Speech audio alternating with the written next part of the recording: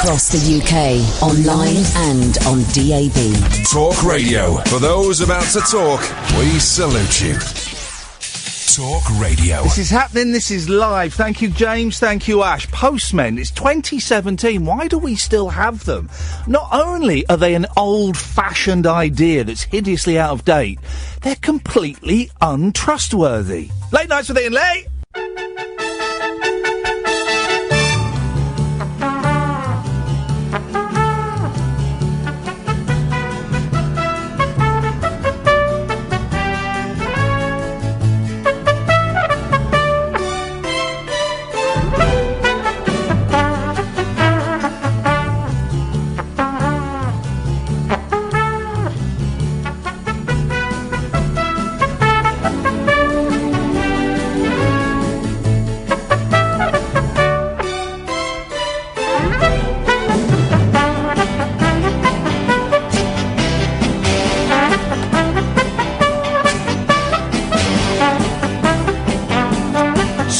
The thing, guys. Here's the thing.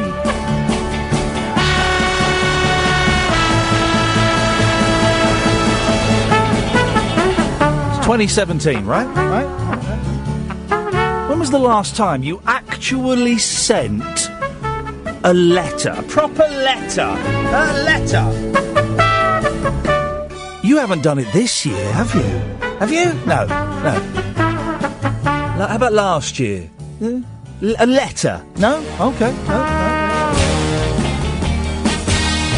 How about this century? Have you sent an actual letter this century? The 21st century? No, of course you haven't! There's no need to send letters, emails, texts, WhatsApp.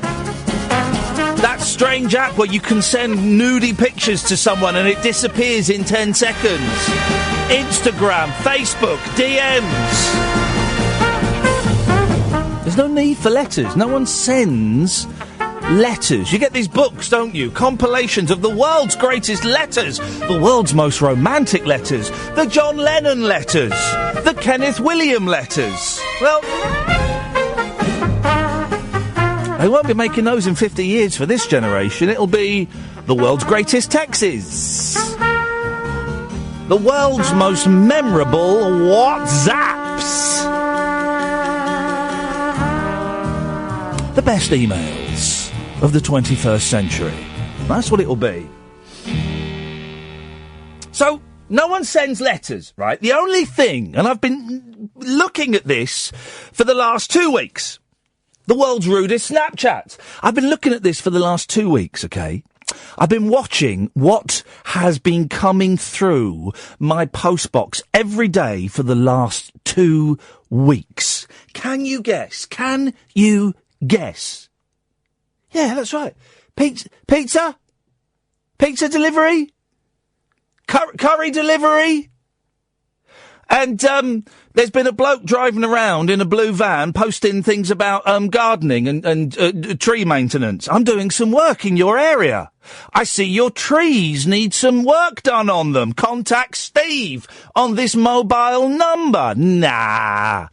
Everything that has come through my letterbox in the last 2 weeks has gone straight into the bin.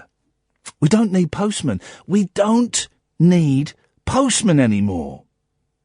Domino's can pay a lad to go and post things through there if they really want to post stuff. Steve's got his van. He's going around posting stuff himself. Postmen do not post anything of any importance whatsoever. Oh, bills! They post bills! Not to me, they don't. All my billing is done online. It's all done online. My gas and electric, which I change every 6 months. I love changing my gas and electric. I think it's 2 fingers up to the gas and electricity boards. I call them boards because I'm old. We'll be able to choose who supplies our water soon. Up yours, water board. I'm old. I still talk about paying my rates. I'm an old man. I don't get any bills through the letterbox, because all bills can be done via email. Some old people can't use computers. Don't be so patronising. Of course old people can use... Some old people can't use computers. You're having a laugh. Of course old people can use computers. Some unemployed people can't afford computers. Go to the library. Do it on your phone. You can do all of this stuff on your phone. Your phone is a computer. Everyone's got a smartphone these days, apart from hipsters. But they've got computers. We don't need postmen. We don't need them. In the same way that we don't have any milkmen operating in this country anymore, we don't need postmen. We made milkmen extinct. We won that battle because we all buy our milk from the Tesco Express. Or if we're popping home, we get a text saying, can you pick up a pint from the garage on the corner? We don't get a letter saying, oh, on the way home, could you get some milk? What? Get a text or a WhatsApp saying, could you pick up 2 pints of milk from the garage on the corner on your way home? That's if you want to have coffee in the morning. So we do that. We got rid of milkmen. Well, there are no milkmen left in this country. They are as dead as the dodo. We won that war. The Great Milk War. We won. Common sense won. And we can do the same with postmen. We don't need them. That's point one. Point two. Why do postmen always wear shorts? They're always wearing shorts. Every time I see a postman, he's got shorts on, even in the middle of winter. Now that's just weird, isn't it? And I don't want weird people coming up to my front door every day. I don't want it. I don't want a weird person opening a flap on my door in my house and pushing stuff through. They're wearing shorts. You want a pervert having access to your house? Even if it's just his finger, you hope it's just his fingers that are going in there. They're wearing shorts. And here's the thing. I don't trust them, because to do a job like that, you've got to be a little bit, well, a bit queer, haven't you? You've got to be a bit peculiar, a bit odd. You've got to be a little bit nosy. You've got to be nosy to think that you're going to be a postman. I'm going to be a postman. I get to look at people's mail. I get to look at their postcards and read what people send to them. I get to feel their packages. I get to shake them as I'm walking along. Not cycling anymore. They don't cycle. They either drive around or they have those weird little trolleys. Weird little trolleys that you push around and you see them tied up to lampposts overnight. When did they introduce the trolleys? When did they introduce the trolleys? What is that about? What is wrong with a bloke carrying a sack full of stuff? When did that become an issue? So, postmen, they're out of date, they're weird, and they're lazy. They're lazy. They're pushing a buggy around. They're pushing a buggy around. What good is that? 0344 499 1000 is the telephone number. Before the show,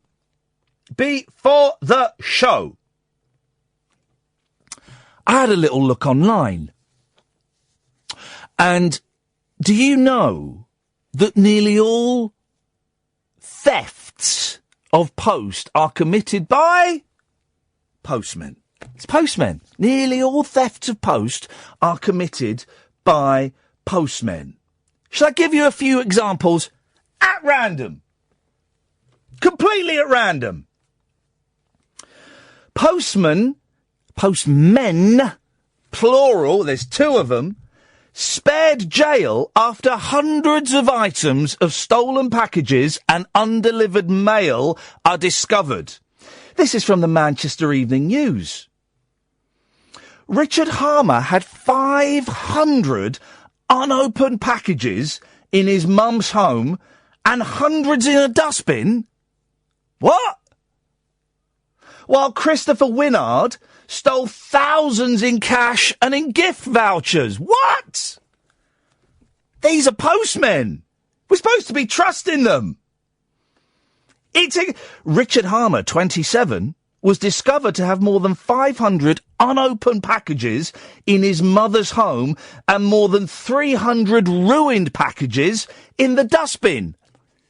That's 900 packages.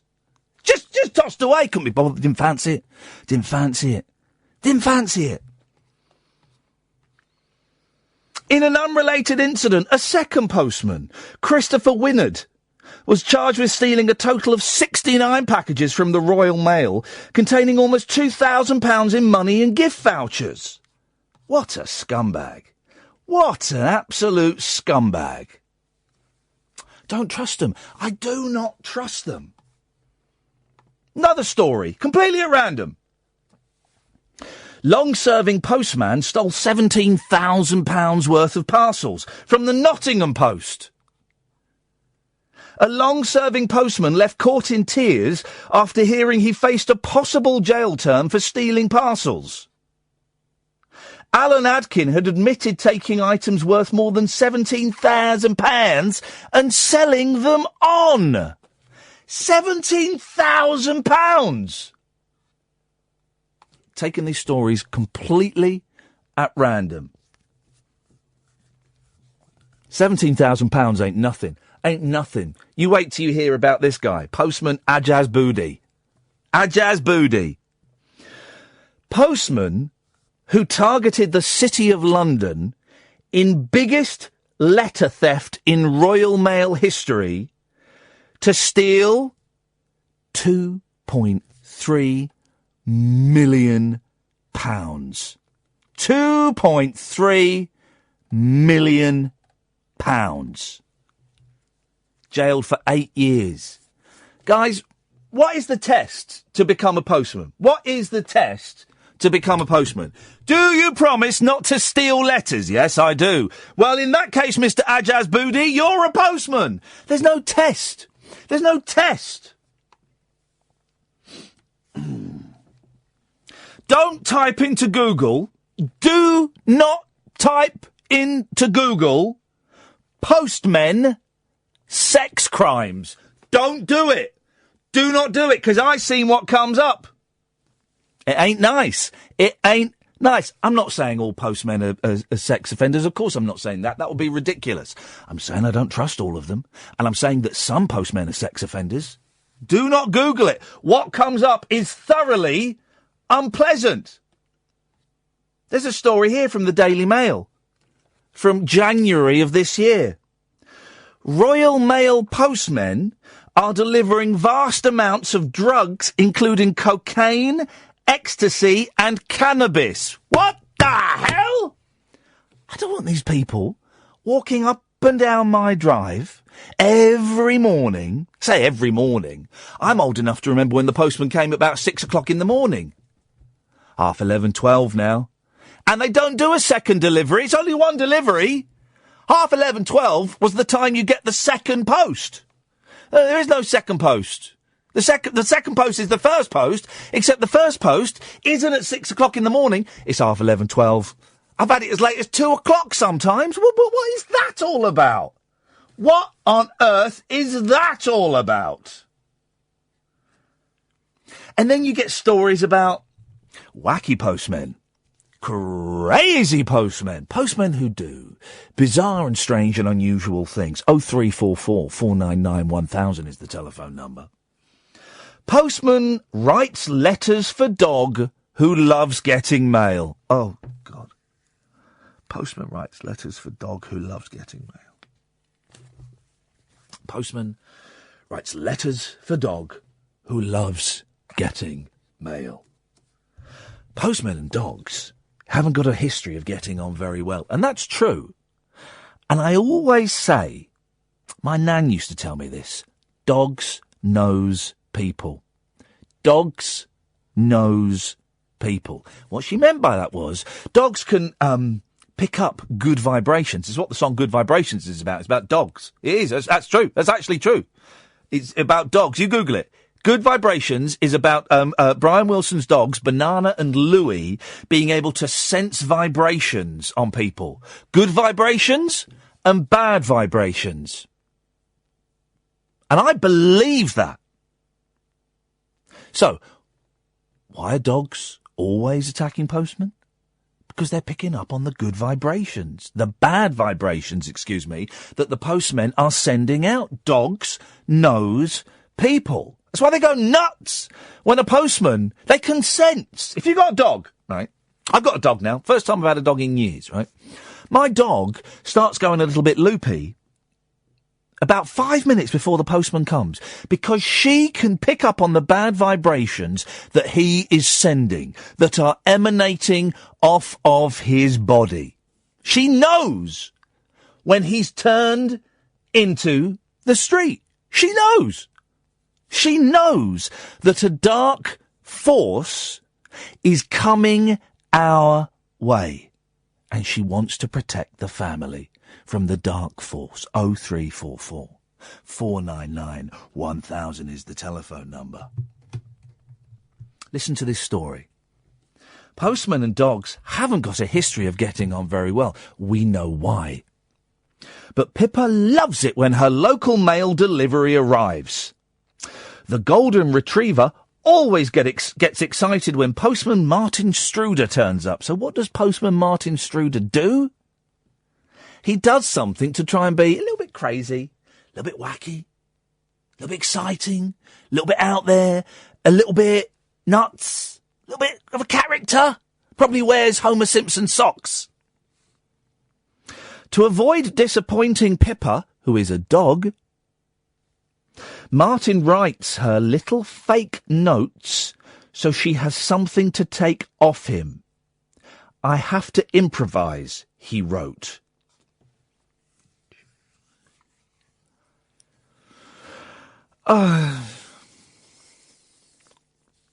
He writes notes for the dog. We don't need this. We don't want this. We don't need postmen. We don't need postmen. Old-fashioned, out of date, strange, nosy people. 0344 499 1000. I'm not expecting to get calls on this, because we all know it's kind of dull radio when people phone up and say, yeah, I agree with you, Iain. I agree with you. There's no argument against this. You can have a go if you think, but your head would have to be in a pretty weird place to try and defend the indefensible. When was the last time you wrote a letter? When was it? Not this century. 0344 499 1000. We call you back. Postmen, who needs them? Not me. Late Nights with Iain Lee on Talk Radio. The radio show for people who know the best part of the day is the night. Late Night Iain Lee on Talk Radio. We have ways of making you talk. 0344 499 1000 is the telephone number. If you want to give us a call, the way it works is it's free for most people. Otherwise, standard charges. We call you back. Okay? That's how it works. Bear in mind the warning I gave on Friday. Don't be dull. Don't be a dull caller. And just very, very quickly, and I'll come to you in a second. People are watching on Periscope, people are tweeting, people are Facebooking. That's great, but remember, it's a phone-in show. I've not got Twitter open. I won't be looking at the tweets during the show, so I won't see any comments you make by Twitter. I'm not looking at the Facebook page, so they won't be incorporated into the show, and I can't see the comments on Periscope. I certainly won't be reading them out. I certainly won't be answering them, right? If you want to take part, you can send me a tweet, you can send me a Periscope. I ain't going to see it. All right, so grow a pair, pick up the phone and call in 0344 499 1000. Good evening, Will. Good evening. What you got for us, Will? Do you know, I'm in Iceland, Iain. I do know you're in Iceland because it says so on my screen, yes. Do they have postmen in Iceland? Iceland? Iceland, where are we? Yes. Do they have postmen in Iceland, Will? Do they have postmen? Let me ask my friend, Baldwin. Do you have postmen here? Yes, they do, yeah. Well, let's get rid of them. We don't need them, Will. It's 2017. 2017, what are we going to replace them with, Ian? Well, we don't need to replace them with anything, Will. They are out of date. Just like milkmen are no more, we don't need postmen. Who gets post delivered? You don't. I deliver books. I make handmade books, mate, and I deliver them through the post. So I'm very. Hang on. You use Royal Mail to deliver your handmade books? No, I use the German mail because I've been living in Berlin. Right. Okay. So you use. I'm European, mate. Okay. I'm European. I know it's not very fashionable at the moment. Well, yes. It suits me very well. No, it suits me very well. Oh, is this Will, the bass player? Yes, unfortunately, it is. Hello, Will, the bass player. How are you doing? Sorry, it took me a second to join the dots. How's Iceland going? Iceland has been very nice. It was snowing a bit today. We had a bit of sleet. Oh. A bit of sleet today, which is always very spring-like, but the weather's been very nice. Is it crisp? I like it when it's crisp. Is it crisp? It's been crisp. I've just made some biscuits. They're quite crispy. Oh, don't. I'm on a diet, Will. Don't like that. These are good biscuits. Oh, sorry, I'm always swearing. Yes, watch it. Luckily, I missed that one. If anyone heard that, apologies. Go and do an Ofcom about it, you babies. But I'd like to apologise too. But let's bear in mind that most of the people who don't swear are generally more dishonest than the people that do. That Will is an excellent point. I wonder if a survey's ever been done. Most of the people who don't swear are less trustworthy than those that do. I saw it on the internet. It must be true. Oh, it must be true. If someone's done a documentary about it on YouTube, then it's got. That's true. The University of YouTube, I believe they call it these days. Have you ever? It's like a parallel university. Have you ever done a swear in someone, Will, and you've realised you've misjudged the situation, and that person is totally not a fan of swearing? Do you know, I generally find that people that don't swear, it's like children don't swear, and it's like, I don't know. I'm not so impressed by people that don't swear. No. Really, I don't necessarily take it as a signal of virtue that people aren't foul mouthed. Yeah, no, I know. You know. I know what you mean. So, what are you doing in Iceland then? I'm just tossing about, mate, like I do generally. I'm just tossing about, trying to avoid getting a proper job. Oh, mate, I love it. How's the book doing? The book, I don't know. I've no idea. It does its thing. It's out there, and now it just floats around and. You know, I don't know how. I mean, how would I judge? How would I know how it's doing? I don't know. Did you receive a big fat cheque for it, Will Carruthers? Did a big fat cheque for £50,000 land on your door? Did it? No, it might have landed on somebody's door. After many years in the music industry, I find generally that my checks land on somebody else's doorstep. Yeah. Which leads me back to your original point, and perhaps the postman are to blame. Oh, yeah, well, perhaps the postman are to blame. They could be. I've just pulled up some stories at random of dodgy postmen that have we've all received birthday cards where the envelope's been opened and the fiver's not in there, or I stopped sending birthday cards because you a week after the event you'd phone up. Did they get my card? No, the card never arrived. Is that what happened to my royalty checks? I think that might be it. Well, somewhere there is a postman in the Bahamas lighting cigars with £50 notes and laughing at your psychedelic music. Do you know what then, mate? I'm not going to go after the managers. I'll be looking for the postman because it's probably their fault. Or a Polish nurse. Well, yeah. Or the fire brigade or teachers.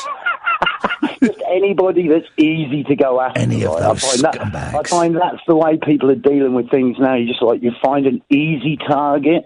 Will, are you in Iceland to avoid conscription for the oncoming war with Spain? Mate, I'm too old to be conscripted. No, now. mate, they're going to get us old people in. They're going to get us because we got the battle brains. They're going to get us in for this war. They're going to use us as ammunition, literally fire us out of cannons at the Spaniards. They might do. That would be a good war. I say give Gibraltar and the Falklands. Put them on eBay. We don't need either of them. Isn't it interesting that Michael Howard crawled out from under a rock, but who imagined that it would be Gibraltar? Oh, that's a good one. Wasn't the last time I heard from Michael Howard, or the last thing I remember of him, which I'd rather forget, wasn't he the anti-rave politician? Wasn't he Mr. Criminal Justice Bill? He was, wasn't he? He was banning music characterised by a series of repetitive beats. Oh, he wasn't he? You couldn't. And was that the one about you couldn't have more than 3 people gathering to listen to music, otherwise that became a rave? Yes, bless him. He's a man that's frightened of more than 3 people listening to music. He must be terrified, right? No wonder he's worried about space. Yeah, he must be. I think, listen, let's just get Gibraltar, let's get the Falklands, let's put them on eBay, and if Spain and Argentina want to make a couple of cheeky bids, well, good luck to them. Blame the postman. Blame the postman. Well, it's lovely to talk to you, mate. Thanks for calling in. Yes, mate, pleasure. Enjoy Iceland. Would you like to talk to my Icelandic friend? I really wanted to get him to speak some Icelandic. Oh, yeah, beautiful. I'd love to. Come on, Balvin. Come on. Come on, Balvin. Hello, Balvin. Yes. I have no idea what you're saying, but it sounds absolutely beautiful. It's a much more attractive language than English. Íslenska bara miklu eldra tungumál heldur en enska, þannig að hún hefur verið til í 1000 ára. Uh-huh. But why, though? Bloody foreigners are everywhere. You're the foreigner, Will. You're in their country, mate. Don't tell them that. Will, I've been trying to keep a low profile. Will Carruthers, let's get the plug-in. Playing the Bass with 3 Left Hands is a book that we talked about on this show. Go on eBay, or not eBay, go on Amazon and buy it, and don't trust the postman. Will, nice to talk to you, mate. Thanks for calling. Love you, mate. All the best, Ian. Cheers, my dears. There we go. Lovely. What a nice Doesn't that sound like a fantastic language? It sounded very Nordic, obviously. You know, there was kind of hints of, to the untrained ear, sounded a bit Swedish. English is a very dull language. We'll do a show on that one day, on just how dull English is. It's horrible and clunky. People say that German is an unattractive language. Oh, no.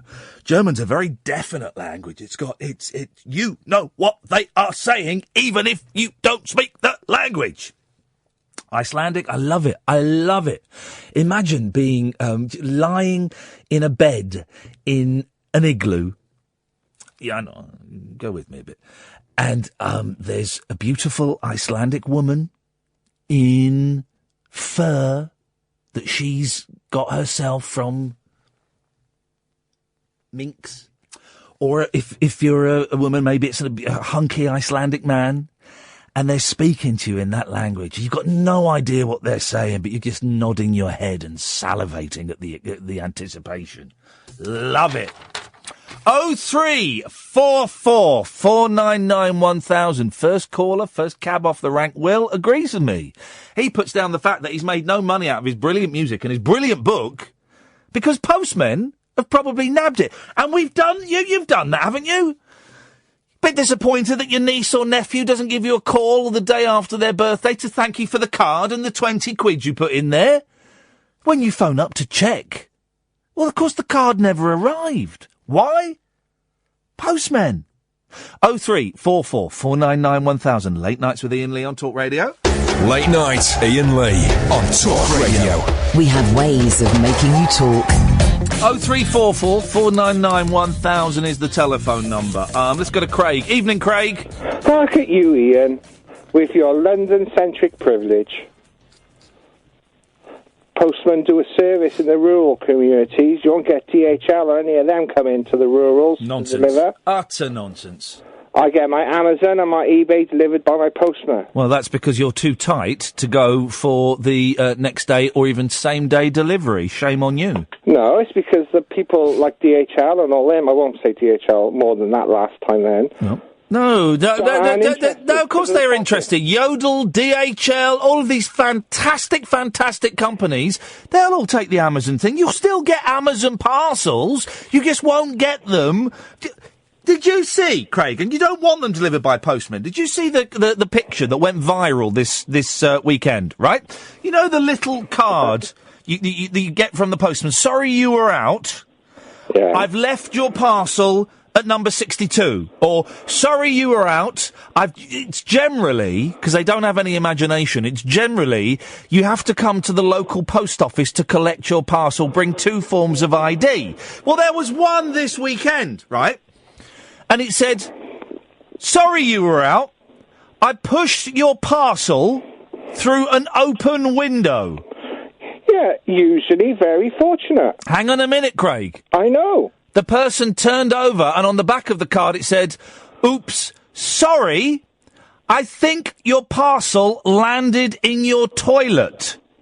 And it had. The guy had pushed what could have been a 700 quid iPhone, for all we know, and it had landed in the toilet and was ruined. One or two examples that are funny and sad at the same time. 1 or 2? I've got hundreds of them. That form now, you can go online with that form that says delivered to the neighbour, and you can ask for a rebooking for a Saturday even nowadays. Mate, the parcel's in the lavvy. Well, it could have been waterproof. Oh, come on. It was probably an iPhone. I saw the size of the package. It's the same kind of package where phones are delivered. And that's if the package gets to you. When was the last time you got a birthday card through the post that hadn't had a little bit of the thing opened? Who even sends birthday cards? Send an email. Make a phone call. Phone someone up and sing happy birthday down the phone. They help with old people. What do you mean they help with old people? They see their old people, they have chats with them. No, they don't. They're casing up the joint, working out when the old people aren't there. Notice if they could be dead, if the Oh, come on. Taking over what the milkmen used to do. Oh, Craig, they don't help with old people. Old people are a hindrance to... They don't want to stop and talk. They want to deliver their packages and their pizza delivery forms as quickly as possible so they can go... I've seen them down the pub at 12 o'clock. You'll miss them when they're gone. No, I won't, Craig. When they're gone, I shall be dancing a merry dance. They're useful in villages. Oh, God. Yodel and DHL will still deliver packages, okay? That will happen, all right? Or drones. It'll be drones. You'll get your packages delivered by drones. Or if you're ordering a package online, you can get it sent to the local newsagents. The Spa, near me. When I want to send something off, a package, I don't go to the post office, because to go to the post office, I've got to drive 3 miles, I've got to pay to park, I've got to go in, I've got to buy a box, No. I do all of that. I go to the local Spa. Can I send this package, please? Is it urgent? Nah, not really. Nothing's urgent, is it? Unless it's a heart, then they send it on a motorbike. Nothing's urgent. Do you want it same day, next day? No. Well, cheapest. Get it as long as it gets there by the end of next week. I'll be happy with that. They'll be happy with that. We don't even need post offices. It can all be done online, or it can all be done in the local store. And, of course, while you're in the local store... Oh, while I'm here, I'll have a Mars bar. Oh, while I'm here, I'll get some milk. While I'm here, I haven't got anything for me tea. What you got? It's over there, love. Brilliant. So, local business is benefiting. Local business would benefit hugely if we got rid of postmen. And do you notice I'm saying postmen? Never seen a postwoman. Never seen a postwoman. It's the most sexist organisation in the world. The Postal Service. Absolute sexism. Even the fusty, musty, dusty old golf clubs are allowing women in these days. Postmen, the Postal Service, is very old-fashioned, discriminatory service. 0344 499 1000. A brave effort from Craig there to try and defend postmen. Failed miserably. I don't think anyone will be able to do it. Come and have a go if you think you can. Late Nights with Iain Lee on Talk Radio. Late Night Iain Lee on Talk Radio. We have ways of making you talk. Lots of people shouting at me on Periscope, I can see. I'm not acknowledging them. I can't see the comments when I'm sat here. It's a phone-in show, guys. 03 08444 499 1000. I believe I'm being discussed on forums and on Facebook pages and on Twitter. That's great. I will never see or read those comments. I've become very firm in my beliefs. I ain't looking at that nonsense while I'm doing the show, after the show, before tomorrow. I'm not going to look. So you're wasting your breath. If you want to take part, instead of talking about me on a forum, instead of tweeting me or periscoping me, why don't you pick up the telephone and dial 0344 499 1000? Don't be dull, though. Huh? That's the thing. Paul Akimbola. Hello. Hello, Paul. What do you think about postmen? Well, these days, I feel that post mail needs have declined. We don't need them, do we? Yeah. I was just phoning to ask you a question about... Is it about postmen? Because that's what we're talking about. Well, I think still about postmen, and it's sad that post offices have closed down in recent years. Turn them into Costa coffee shops. Yeah. That's what we should do. Yeah. Now, moving on to the other subject. Well, there is no other subject this hour. It's postmen. Yeah. So I'm hoping that this other subject you've got, you can mould it into a postman-related query. Well, remember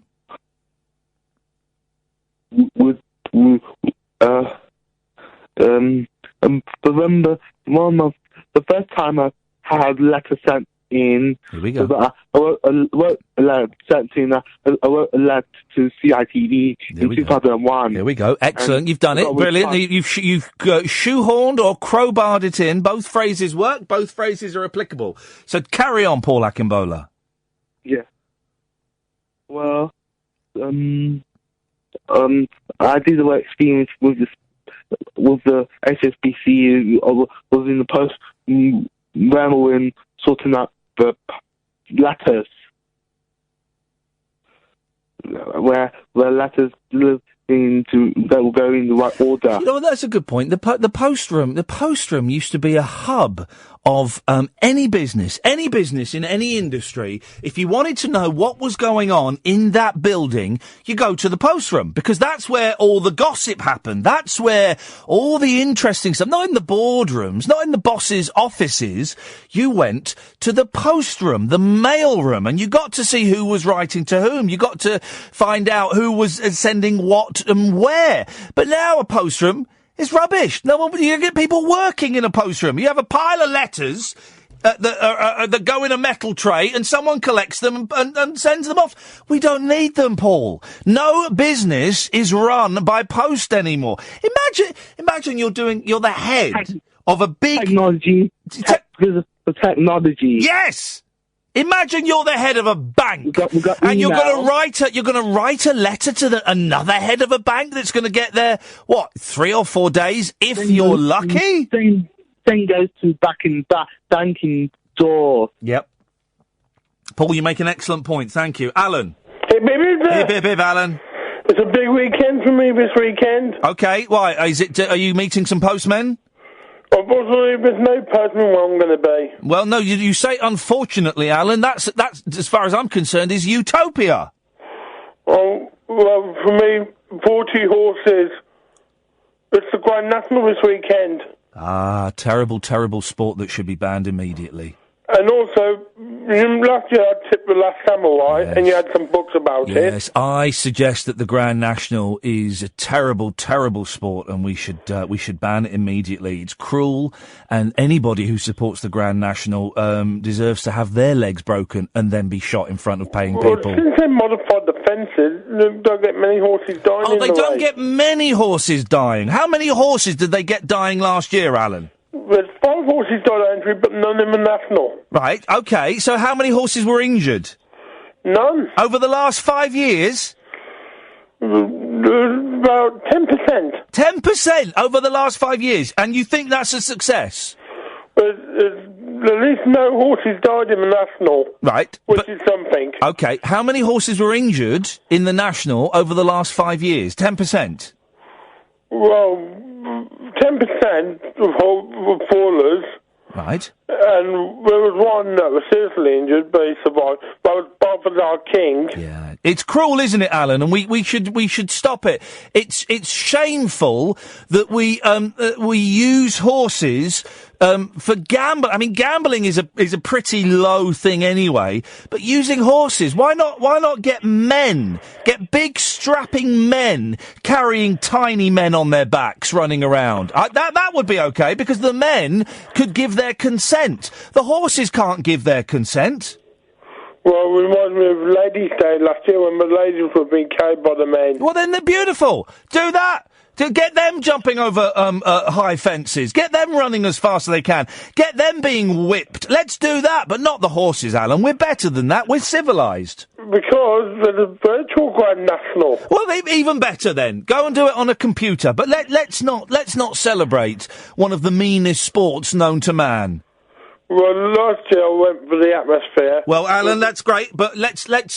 I'm glad you came round to my way of thinking. Let's ban the Grand National. It's cruel. It's immoral. It's shameful that we use horses like that for entertainment. They can't give their consent. We're better than that. No, I would allow men carrying women, or men carrying I don't know what we say these days, so I'm going to be politically incorrect, midgets. I don't know what the word is. Right? Because everyone can give their consent. But horses can't give their consent. Shameful business. Shocking business. No, ban it. 0344 499 1000. Good evening, James. Good evening. How you doing? Yeah, thanks. Good. I'm going to be really boring, I'm afraid. Well, don't be. I've got to agree with you. That's the trouble. Okay. Well, postmen, yeah, fair enough. They're bad. Post offices, they're the worst places in the world. They're terrible, aren't they? Oh, God. I've had to deal with them recently. Right, three things. Yep. Oh, yeah. I'll try and be interesting. I had to deal with the post office recently, sorting out passports, getting passports applied for. So I took the form and the photos to the post office, gave them the envelope and said, can we send this? She saw it said passport office on the front, and she said, how do you want to send it? I said, through the post would be great, first class. Yes. And she said, you might want to do it special delivery. Yeah. Oh, okay, what's the difference then? She said, well, it'll get there. Yeah. Oh. People steal the passport application forms, or the returning passports. People steal them. That's it. I was kind of hoping that if I posted it at all, it'd get there. The fact that people that work there are saying, this will probably get nicked. This will probably get nicked. Yeah, you send it first class, and we'll deliver it. But if you do it special delivery, we'll definitely deliver. We'll really deliver it. We'll not just deliver it in air quotes and just play football with it for a couple of weeks and then pinch the photos. Yeah. I can't believe it. How do they get away with that? Well, it's awful. Imagine you're running a business and someone comes to you and says, I want to use your business. And they say, right, well, you can either pay the standard. Imagine if you were going, you're flying to New York, right? And you go to the travel agents. There's an old-fashioned concept. We won that war as well. And they say, right, you can pay 500 quid to go standard, but you may not arrive there. And if you do arrive there, you probably won't make it back. Or you can pay $1,000 and we will definitely get you there at the time that we say we're going to get you there, and we'll get you back home.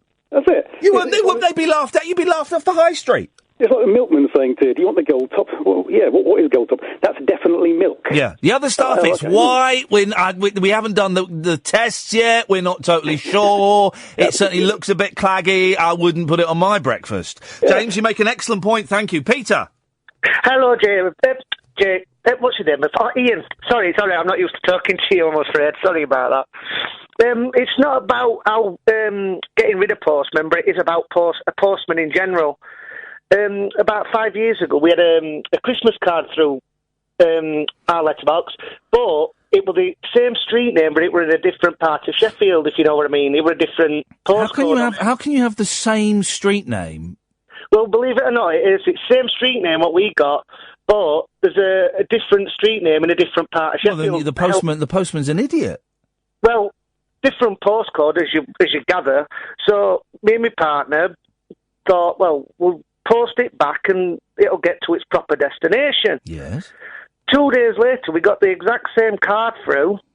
So we went through the same rigmarole again, put it back in postbox. Yes. 3 days later, we got the same card through. Yeah. So me and my partner said, stuff it. We're not going to post it again. So we opened it. Then there were 20 quid in there. So this docileness at post office. Well, and what did you do? What did you do with the 20 quid? You stole it. Well, no, we didn't steal it. You took it. Well, we put it in a cancer box, but... Sorry? You put it... You took 20 quid of someone's money and put it in a cancer box. You're worse than the postman. Well, no, they kept posting it back. I mean, we give them... No, Pete. Here's the thing, right? You knew where the people lived to whom that money belonged. Yeah, well, we're all the way over the other side of Sheffield. Do you drive, Pete? No, I'm visually impaired. Right, okay. Do you use buses? Well, we do, but they've changed all buses around here, so we don't know where the hell we're going. Well, don't get me bus drivers tomorrow. But so you cannot, and you don't know anybody who can see that's got a car. Well, no, not. You don't know anybody who can see. Well, no, not really. Well, we know people who can see, but they ain't got a car. Right. Do you know anybody? Okay. So you're telling me, because we're told all the time that visually impaired, oh no, don't treat us any different. Just because we're visually impaired, don't treat us any different. But now you're saying it's all right for blind people to steal money. Well, no, it's not all right. No, I don't agree with it. But you did it. Get in a taxi. It would have cost more to take it. Well, you didn't know what was in there. Well, we just know it with a card. Did you bother to Google the name of the person to see if you could find them on Facebook? I'm not on the internet. Everyone's on the internet. I'm not. Is there a library near you? Well, it's right up road. It's about 10, 15 minutes away. Right. So you're now saying that you couldn't go 10 minutes to a library to ask the librarian to see if they could find the name of this person, so you stole money from a child up for Christmas? It went from a child, I don't think. I said for a child. No, it weren't for a child. How do you know that? Well, looking at the name on it... Who sends 20 quid to an adult? No one sends 20. Looking at the name, what was the first name? I don't want to get name away, but... Well, the first name won't ruin anything. I think it was Doreen. I know a baby called Doreen. I don't know. Coming back into fashion, that name. I don't know. That 20 quid could have... Listen, that 20 quid could have meant the difference between a rubbish Christmas and a brilliant Christmas, whereas I know for a fact that 20 quid didn't cure cancer. Well, we know that. We know that, don't we? We do. Oh, well, I just thought I'd let you know about the postman anyways. Well, I'm glad you let us know about the whereabouts you calling from, Pete? Sheffield. Yeah, I'm glad you let us know about the blind thieves of Sheffield. All right, thank you. Thank you, Pete. Unbelievable. Unbelievable. Well, I think that hour has backed me up. You can't trust them. You cannot trust a postman. Simple. Turns out you can't trust some blind people as well. I don't know. I don't know. All I know is that 100% of the visually impaired people who've called me this evening have nicked 20 quid off a kid. That's all I know. Statistically, I don't know how that you'd extrapolate, but there you go. You can carry on calling in about that, or you can call in about anything else you want now. 0344 499 1000. You're listening to Tick Your Radar Diaries now. Late nights with Iain Lee on Talk Radio. Across the UK, online and on DAB. A new kind of talk radio. We'll get you talking. Talk Radio. Caddick lied. 4 horses died in the Grand National last year. 4 horses. And that's called entertainment? Count me out, brother. Late night, Iain Lee on Talk Radio. We have ways of making you talk. 0344 499 1000. I got it wrong. It wasn't 4 horses that died in the Grand National last year. Yeah, it was 6. It was 6, because some died a little bit after it. 6 horses. 6 horses. How many ride in the Grand National? 30, 36, 40, something like that. Here we go. At the conclusion of the 3-day Aintree meeting, it was believed 4 horses had died. However, that number has continued to rise since the meet ended. This is last year. Meet ended on April the 9th. A further 2 horses have passed away from injuries sustained from the races. King's Palace was put down 2 days after the Grand National finished, after pulling up lame. Pulling up lame? What? That's entertainment? You're getting your jollies off that? Making a few quid on the bets with that? That's entertainment? Watching horses run themselves lame? Nah. I'm sorry, guys. We're better than that. And listen, I eat meat, right? I was a vegetarian for 26 years. I eat meat. Because, and I would eat horses. Here's the thing, I would eat horses, you know, if they were farmed and reared and bred for that, and were killed for that. Not killed for entertainment?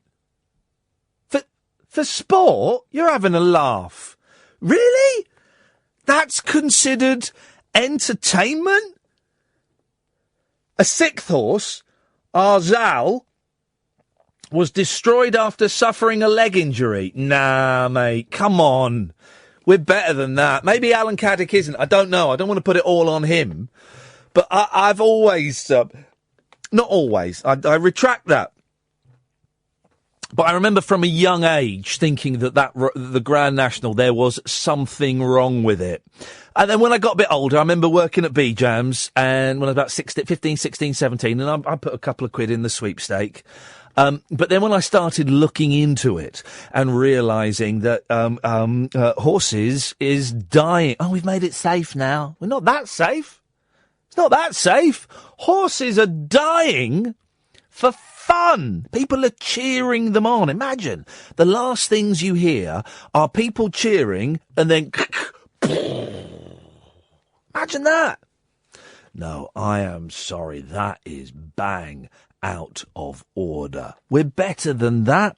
0344 499 1000. Remember, guys, it was a rule we introduced on Friday, and I just want you all to keep this rule in mind, okay? Only phone in if your call is going to be interesting. If you've got a dull call, don't phone in. I'll fill. It will be more interesting for the listener to hear me talking and sharing my wisdom on a myriad of subjects than it would be for us to have dull calls. Honestly. So don't phone up and go, I'll help him out. If you're phoning up tonight, and loads of people are, I can see the phones are going crazy, thank you. If you're phoning up, just put the phone down for a second. Just put the phone down for a second and think.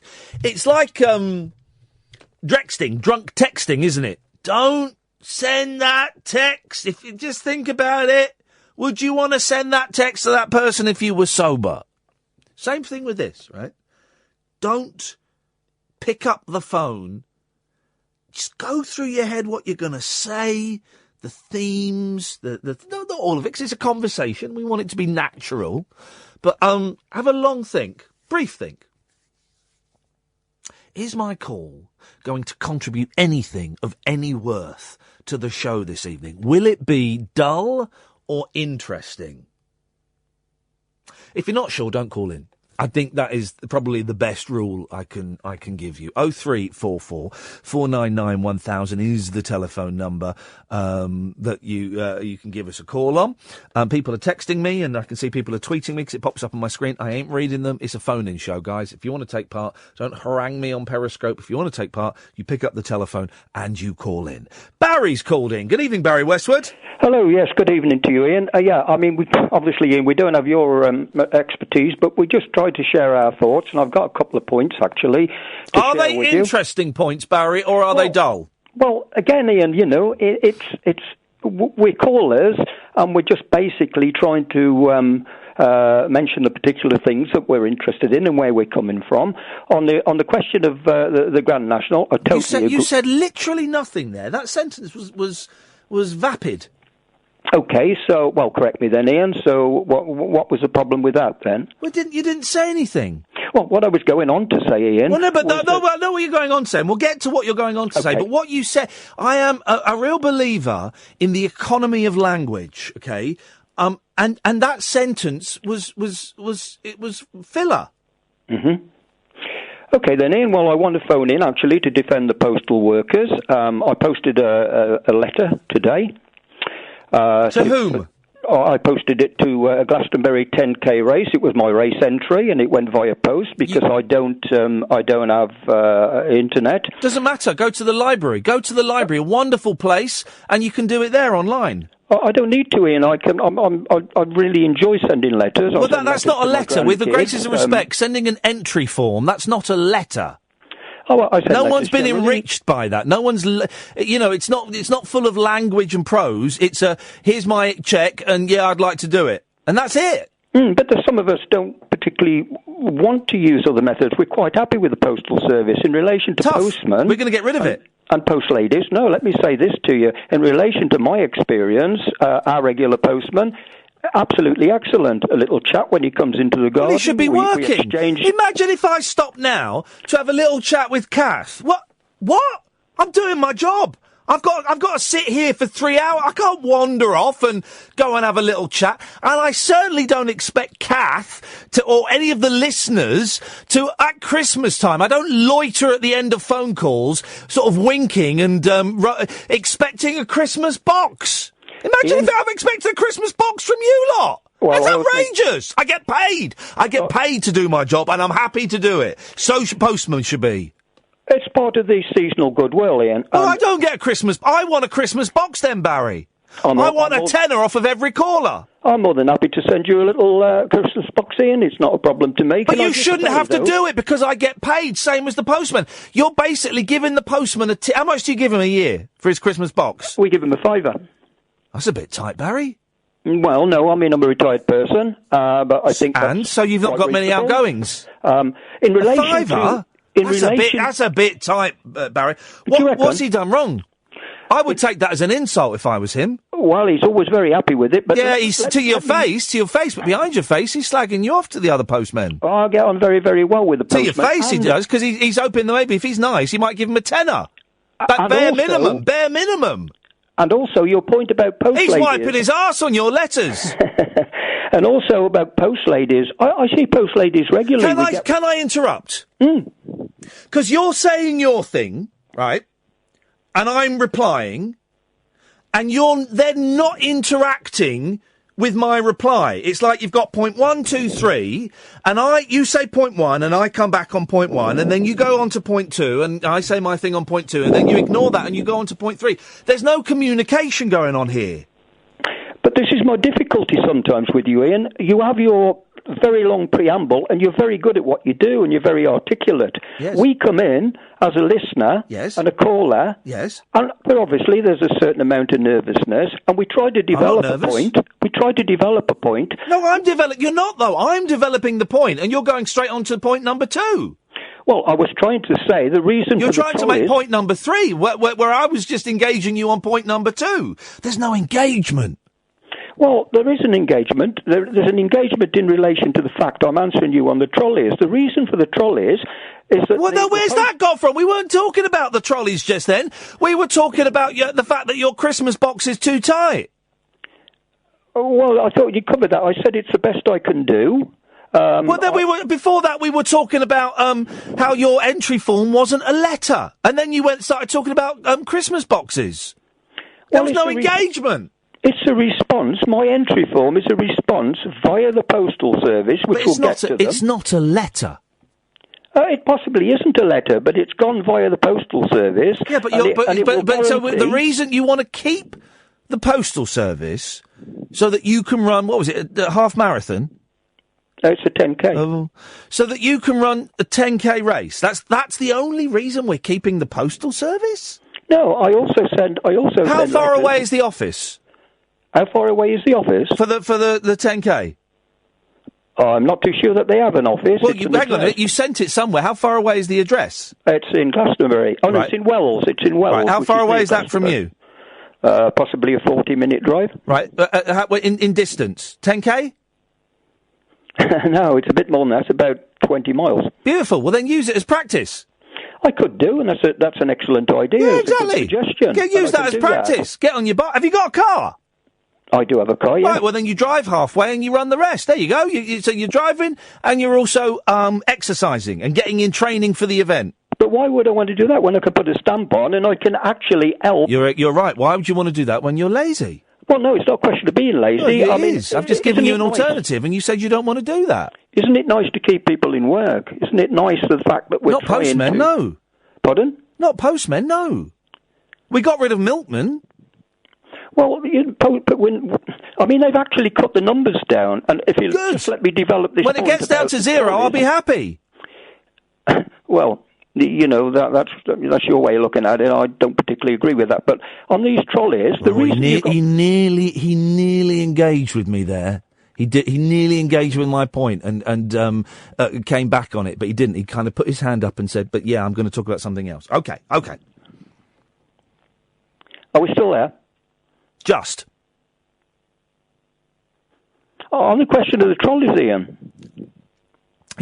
You're determined, Barry, to make your point about the trolleys. Well, because it's an integral point. The reason they've got these trolleys is they can't carry the amounts in the bags anymore because they've cut down on the numbers of postal workers. Well, tough. Then they work longer hours. Well, they actually are working longer hours. Good. They're working longer hours with longer rounds, Ian. Well, but the trolleys, they're absolute nonsense. Well, they didn't ask for the trolleys. This is the position that they put in using the trolleys.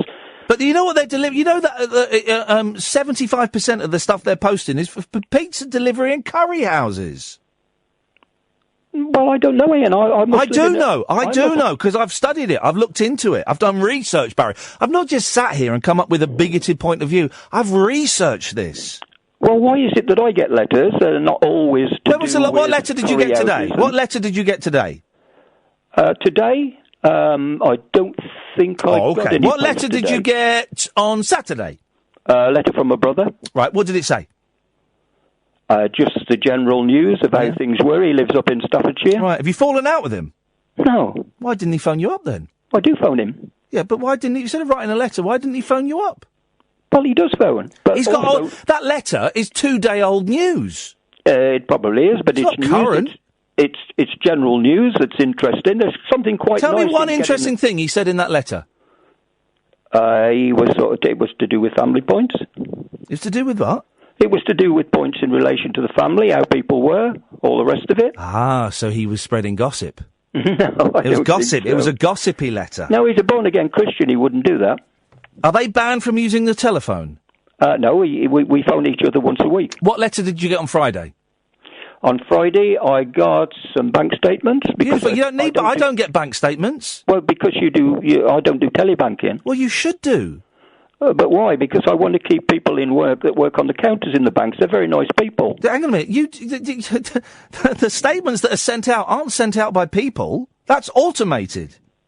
Well, there's somebody involved in the process. No, there's not. There's not. That's all, the statements that you get to keep people in employment. They're not sent by people. It's automated. Well, a postman's bringing them. But that's one person. Well, that may be just one person, but that's one person that's in work. You should get online. I don't particularly want to go online. So we have to keep an antiquated, old-fashioned, bent service going because people like you are too afraid of computers. It's not a question of being afraid of it. Then get online. Don't cost you anything. It's free. Yeah, but it's free.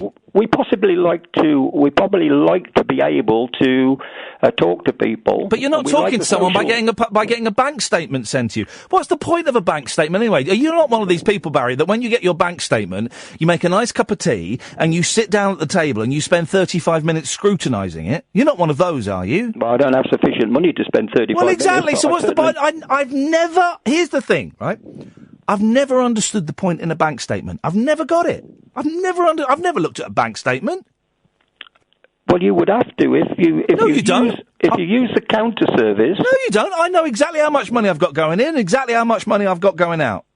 Yeah, but you want to make sure that you check to the any eventualities where there may have been some problems along the way. They let me know. They've always notified me. They've always sent me a little text saying, can you check this activity? And I've checked it, and if it's bent, I go, it's bent, and they give me a new card, and if it's not bent, it's fine, and it carries on.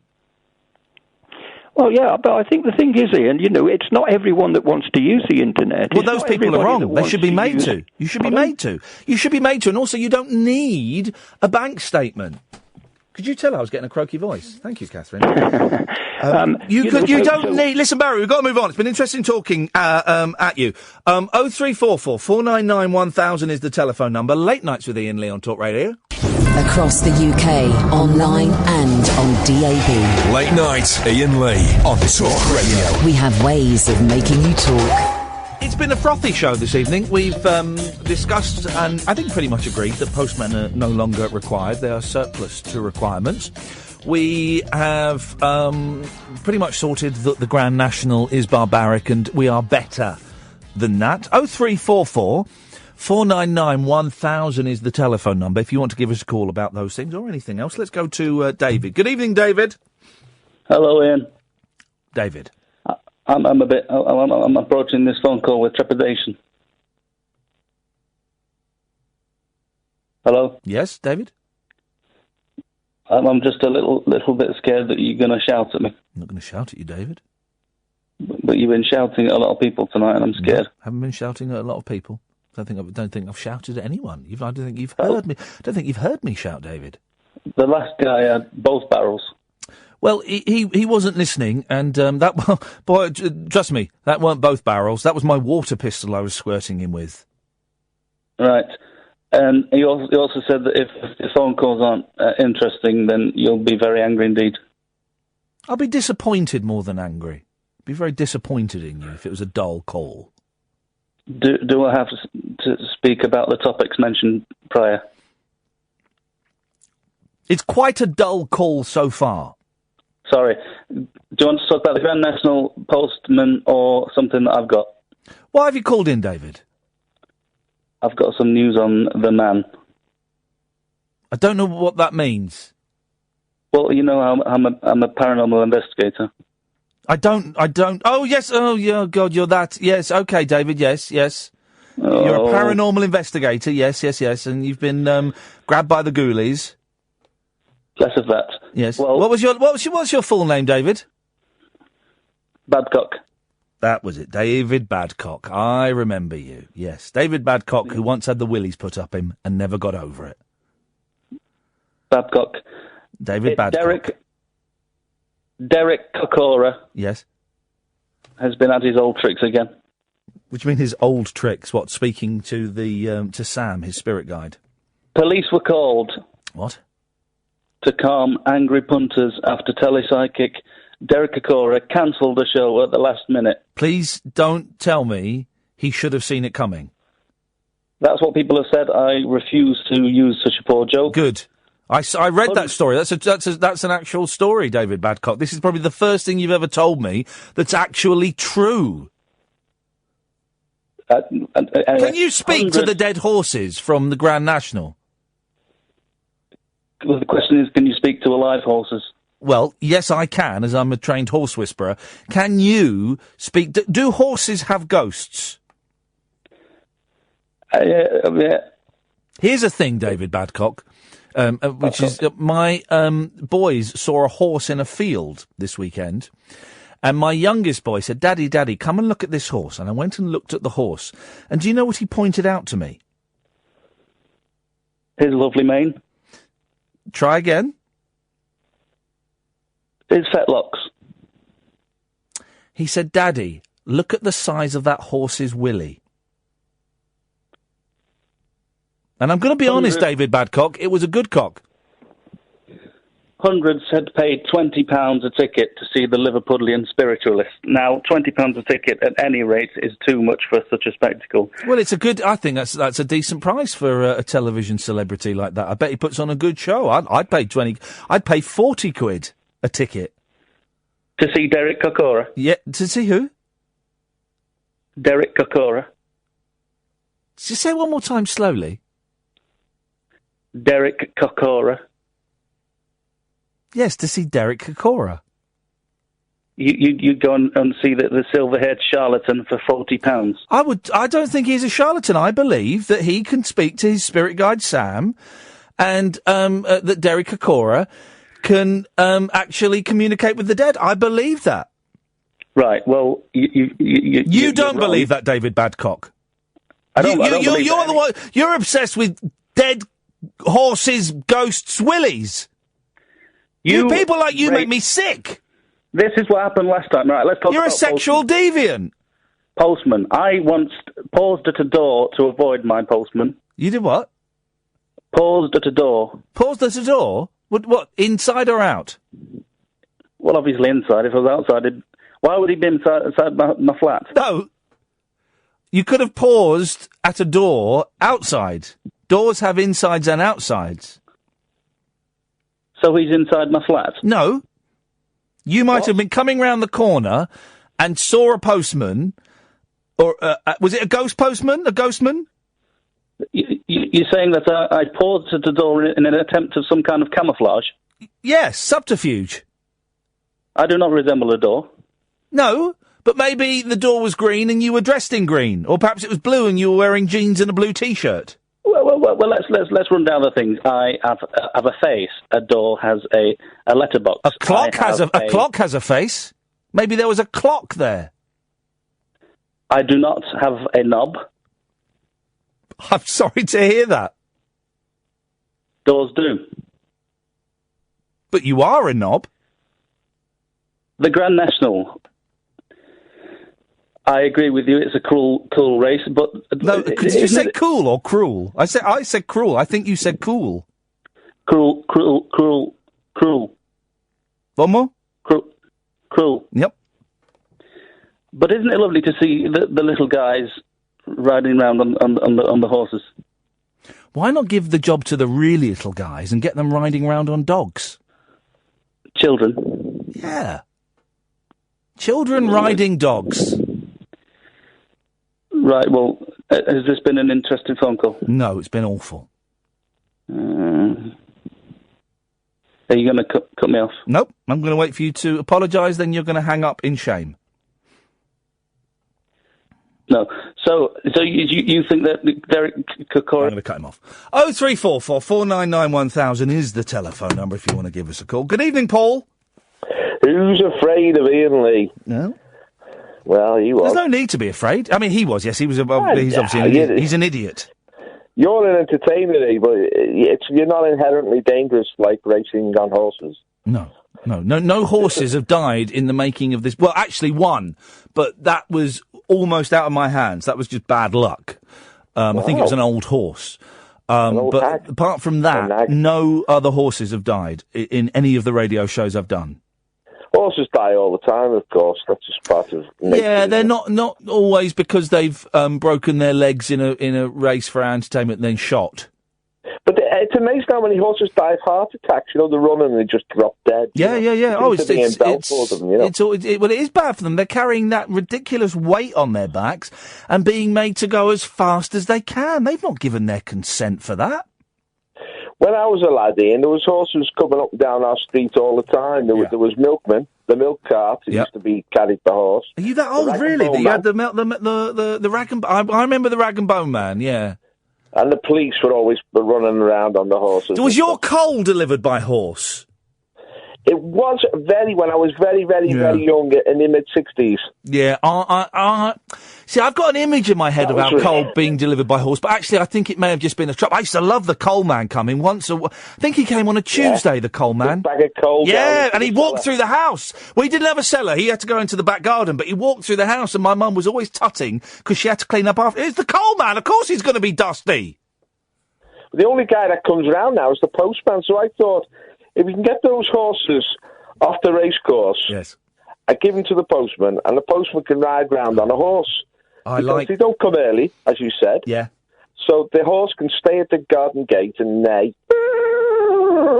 And you just come out and get your letter. Do you know what? I would go with that, Paul, if the postmen dressed up as cowboys. Well, let's say give them a hand, but the problem is now, Ian, they're going to be sex on legs, aren't they? The local girls are just going to flock to the postman. Yeah. You talk about being distracted from the job. Yeah. There'll be little postman's babies all over the place. Yeah. Yeah. Are cowboys, do kids still play cowboys and Indians? I don't think they do they? Well, it's not on the telly anymore. No, is it, it's Cowboys not, and is it? Indians? But sometimes these games transcend what's on the telly, and I wonder if kids still play cowboys and Native Americans. You know what? Kids go on these computers now, and that seems to grab the whole imagination. Oh, I tell you what, actually, Paul. Yes, I got. There's a new computer game out called Nintendo Switch, right? And I got one. You love your computer games. I do. I'm quite geeky, but I'm responsible with it around the kids. But we got this Nintendo Switch, and it's absolutely brilliant. And there's a silly game on there. Where you pretend to be cowboys. And so you've got these controllers, right? And it's like magic. The machine knows where the controller is. And so you've got a controller each, and you stand facing each other. And you don't look at the screen, it says look each other in the eyes.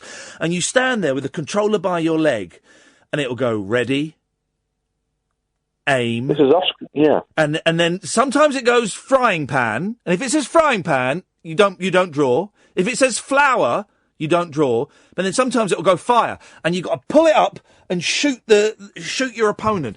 Oh, it was fun, Paul. It was ridiculously fun. And me and my boys were giggling, absolute hysterics all Sunday afternoon. It was wonderful.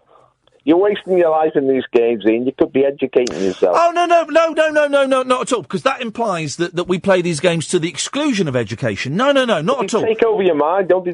You play for hours on end? No. They don't take over your mind. Very disciplined to stop the playing them. Oh, well, I'm very disciplined. Oh, I can switch it off on a moment's notice. No. You're wrong on this one, because this was fun. You don't even look at the screen throughout the whole game. You're looking at each other. It's eye contact. And we were laughing, and we were trying to put each other off, and we were pulling faces, and we were gently pushing. It was brilliant, Paul. Well, it's bonding, isn't it? Exactly. I want to ask you this question. Go. When you played Cowboys and Indians, yes, were you a Red Indian, a rebel, or were you a cowboy? An alpha male? The cowboy is the alpha male in your eyes, and the Red Indian was what? He was like the rebel one. He was the rebel. Fighting, so they're both quite cool things. Yeah, I think the Indian was a little bit more romantic, but they were both romantic. I used to quite like. I don't know what this says about me, but when we played war, I quite liked being the Nazis. Oh, we all did, Ian. That was a secret we had to hide. Yeah, I'm not a Nazi. Had the best uniforms, and they just used to salute. There was something very. But at the age of 6, there was something very cool about putting on the German accent and torturing the Allies. There was something cool about it. Achtung, we are going to destroy you all. There we go, Paul. Thank you very much indeed. 0344 499 1000. There's a good argument for listening. Uncut after-hours conversation for the up-all-night generation. Late night Iain Lee on Talk Radio. We have ways of making you talk. Here's the thing, right? Some of you are emailing us. That's great. I'm not going to read... I don't even read the emails. To read the emails, it pops up on my screen. You've been sent an email. I have to tap the screen to open the email. I haven't tapped the screen once tonight, and I ain't gonna. So it's a phone-in show. 0344 499 1000. It's a phone-in show, he says, reaching for a letter in his inside pocket that he received today. Oh, hang on, where's my letter? Oh, don't tell me I've lost that. Hang on. I've got a letter. Where's my letter? Oh, no. Don't tell me I've lost my letter. Hang on, it might be in my bag. I might put it in my bag. Here it is. Got a letter. 0344 499 1000. I came in really early today because we had stuff to do, and then went out and saw Get Out for the second time. I had stuff to do. So I came in about 2:30. I'd never seen this building in daylight. Never seen it in daylight. It was wonderful. And I got a letter. I got 2 things. I got sent a DVD. I got sent a game for the GameCube that I bought off of eBay, because we're getting a GameCube delivered this week at the studios so we can play Mario Kart and SSX Tricky. And I got a letter. Marked personal. Handwritten, very neat handwriting. Neat handwriting, but with a slight slight flair, a slight eccentricity about it. And I looked at it, I thought, oh, this is going to be something interesting. Now, normally the letters I get are just written by dribbling maniacs. Honestly, well, you know that, Cat. The woman who keeps sending me letters on purple paper and refuses to sign them. Oh, God. Get a life. Get a life and stop trying to be part of mine. I've no idea who you are. Oh, with pictures and illustrations and colouring in. Oh, God. Purple, about 8 pages, completely random nonsense. She thinks she knows me. You don't know me. I don't want to know you. You're nuts. This was something very smart about it. Stamp with Windsor Castle on it. I saw the changing of the guard at Windsor today. I also saw the road blocks they've put in place, the big concrete blocks to stop ISIS. I opened the letter.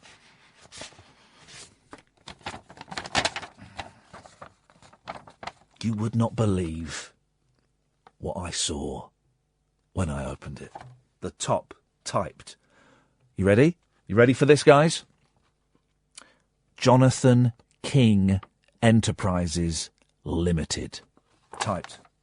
Then handwritten the 28th of March. Because we mentioned him the other day. Do you remember? I mentioned him. Typed. Dear Ian, I seem to remember popping onto a TV show of yours many years ago. Wasn't it an early Baron Cohen show? He's referring to the 11 o'clock show. He did come on as a guest. Although, if you're going to win me round, don't refer to it as an early Baron Cohen show. It's kind of... That's a small thing. Just to let you know, I never raped anybody. Neither was I convicted of that. I was, however, wrongly convicted of sexual activities with men who were just below the age of consent, which was the prosecution case, though my appeal is still going on. I was wrongly convicted of sexual activities with men who were just below the age of consent. Just below. It's hard to get anybody to believe that I am actually as innocent as Cliff Richard or Paul Gambaccini, as the Coronation Street stars, or Jim Davidson, or Jimmy Tarbuck. Or far worse, as David Bryant. Google him, or Jeff Long. I did Google both those gentlemen. Both gentlemen were wrongly accused of rape, and one was rape, I think, one was child abuse. But both wrongly accused, and their lives were ruined. Terrible, terrible thing. 17 years ago, that happened to me, Jonathan King continues. Online, they call it the U-Tree test case. Well, I don't believe anything I read online, so... Well, Dear old talk radio, I was 10 to 12 every morning early on. And the mighty James Whale did dare to discuss my miscarriage of justice on air, and of course got into trouble. I fight on. Best wishes, Jonathan. P.S. Try Old Wild Men by 10cc. Maybe that's what he should have done. P.P.S. Google Jonathan King, Bob Woffenden, which I haven't done yet, and which I will do maybe tomorrow, which I will do. And there's an email address for him if I wish to reply. And I looked into some of the names that he mentioned today, and I watched a little bit of The Vile Pervert, which is like a musical that he's written. And the song, Vile Pervert, there's no denying it. It's really, really catchy. It's a really catchy song. It's a brilliant song. There's no denying his song about Shami Chakrabarti, while Puerile is a really catchy song. It's a really catchy song. I mean, it's stupid, but it's catchy. You know, he knows catchy in terms of songs. And I did a little bit of research,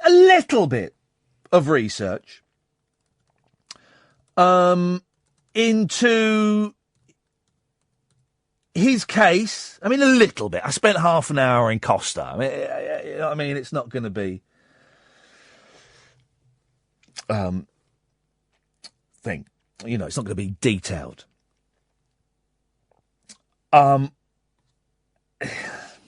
And here's the thing. I'm confused, right? I mentioned on Twitter, Jonathan King, thoughts. That was it. That was my question. Jonathan King, thoughts. Some of you came back with, he's a nonce. Some of you came back with, he'd make a cracking guest. Some of you came back with pedo. Some of you came back with, I don't think he got a fair trial. There's a couple of people, one of whom I have a certain amount of respect for, came back with that. Some of you came back with Johnny Reggae. But he was convicted in 2001, one charge of buggery, one of attempted buggery, and 4 indecent assaults against 5 boys just below the age of consent. Just below it. Between 14 and 16. 14. And he says, I never raped anybody. The thing is, we could get into an argument about the technicalities of rape. If you are too young to give consent and you have sex, that can be considered as rape because you are unable to, give consent if you're under the age of consent.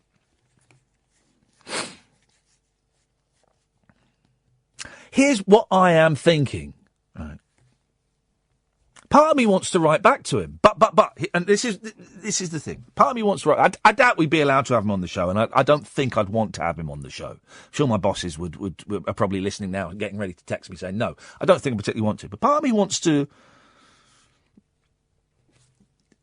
pick his brains a bit. But I'm also partly aware that because I've read a few interviews with him and a few articles about him. He does this thing, and he's done it in the letter. Where is it? I read a really good interview with him in the Telegraph from 2012, and there's a really good line in it that. Hang on a minute, just bear with me while I try and find this line. Hang on a second.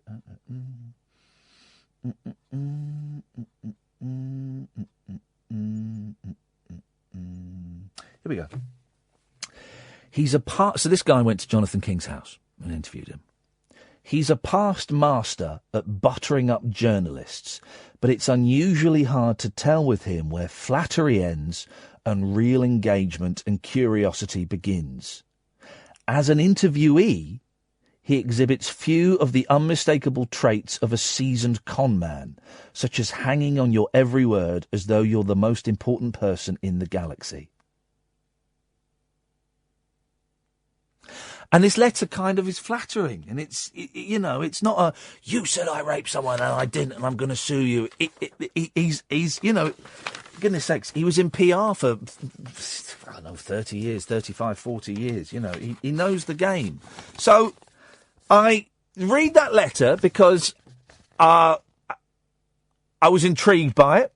I was excited to get it. I texted Kath saying, you'll never believe who's written to me. And because I don't know what to do with it. If anything. Maybe there's nothing to do with it. And I'd like your thoughts, dear listener, and your suggestions. He proclaims he maintains he was innocent. The headline for this story, headlines are headlines. Jonathan King, the only apology I have is to say that I was good at seduction. And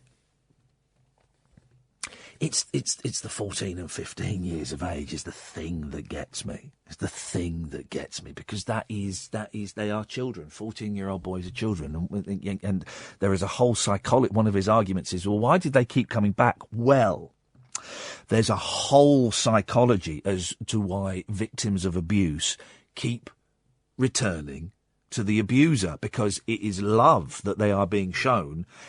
Then they've got to spend 10 minutes getting buggered or performing blowjobs, which they hate. But then the rest of the time, they're being shown affection, and they're being given records, and they're being given rides in Rolls Royces, and they're being spoken to as an adult, which they may not get from their parents, which they may not get from other adults in their life. So yeah, they've got that horrible 10 minutes where they're getting raped, but the rest of it is all right.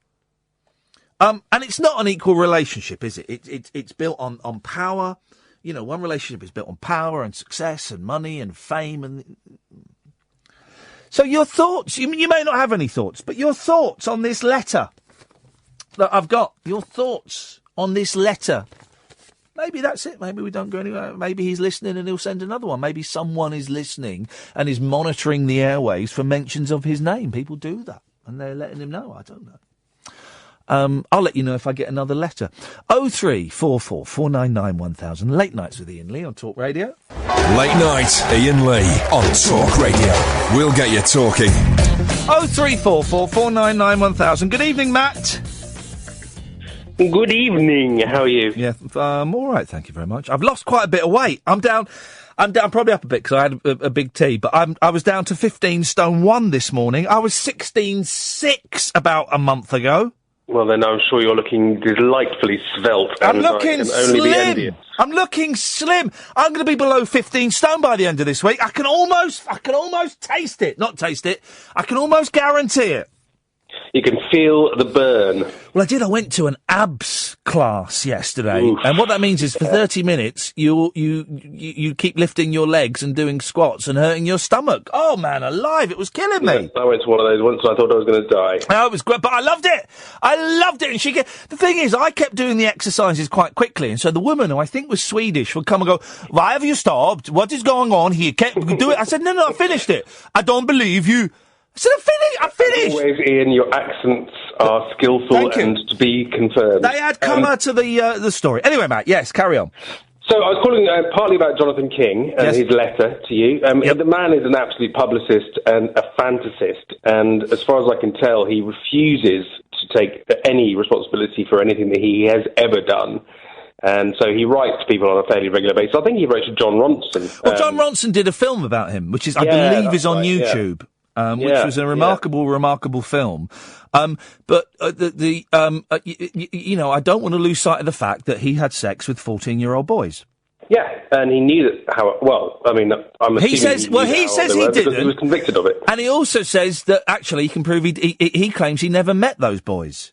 And that his a lot of his series, because I did watch some of his Vile Pervert, the musical, but I skipped through bits of it. But the premise seems to be that a lot of these people that come forward for these historic, this is okay. I'm going to use the phrase, even though I don't like it, but because it's the phrase that's used in the press. These historic sexual allegations that they are coming for fame, and fame equals money. Well, as far as I can tell, none of them have actually achieved anything like fame. They may have got some money, but he has achieved infamy, and he knew what he was doing. He knew, and I think the problem with him is that he doesn't think there was anything wrong with what he did because everyone else was doing it. Another one of his arguments is, and I don't buy this argument at all, is that he knows loads of rock stars, like people like Bowie and stuff, that he claims are having sex with 14 and 15-year-olds, and he claims it's a conspiracy against him because he was gay. But saying loads of other people did it and they didn't go to prison, I don't buy that as a defence. It doesn't negate the impact, it doesn't mean that just because other people didn't go to prison that he shouldn't have gone to prison. Those other people should also have gone to prison. Yes, if they did it, but there's no proof that they did it, which is why they're not in prison. And he's in prison because there was evidence that he did do it, and he was convicted in a court of law. Yeah. As was Rolf Harris, and as was all the others. Yeah. I'm sure there was a lot more of it going on that will never come to light, and that's a horrible thing to think. But he got done. He got clobbered, and he should accept it and deal with it instead of constantly trying to proclaim his false innocence and contacting people like yourself and saying, "Oh, I want to get my name out there again." All he wants is fame again. All he wants is to try and rebuild his profile. It never happened. Never happened. But I have a slight regret that a handful of years ago, I was presented with an opportunity to go and interview Gary Glitter. And, were you? Yeah, I was. Wow. And I didn't. I didn't because I was unsure of the person who was kind of the mediator, and the sticking point was he wouldn't let me record the interview. And I said, with something, I won't broadcast the recording, but if I write an article about this, I want to have every corner covered. So if I write an article and Gad or you, this mediator, come back and say, well, that's not what we said and we're going to sue you, I want it on tape so I can, so I can quote it directly. Was this after all the allegations came to light? Oh, this was about 2 years before he went to prison again in, was it 2015, 2014 he went to prison again? So it was about 5 or 6 years ago. So it was, we knew what he was.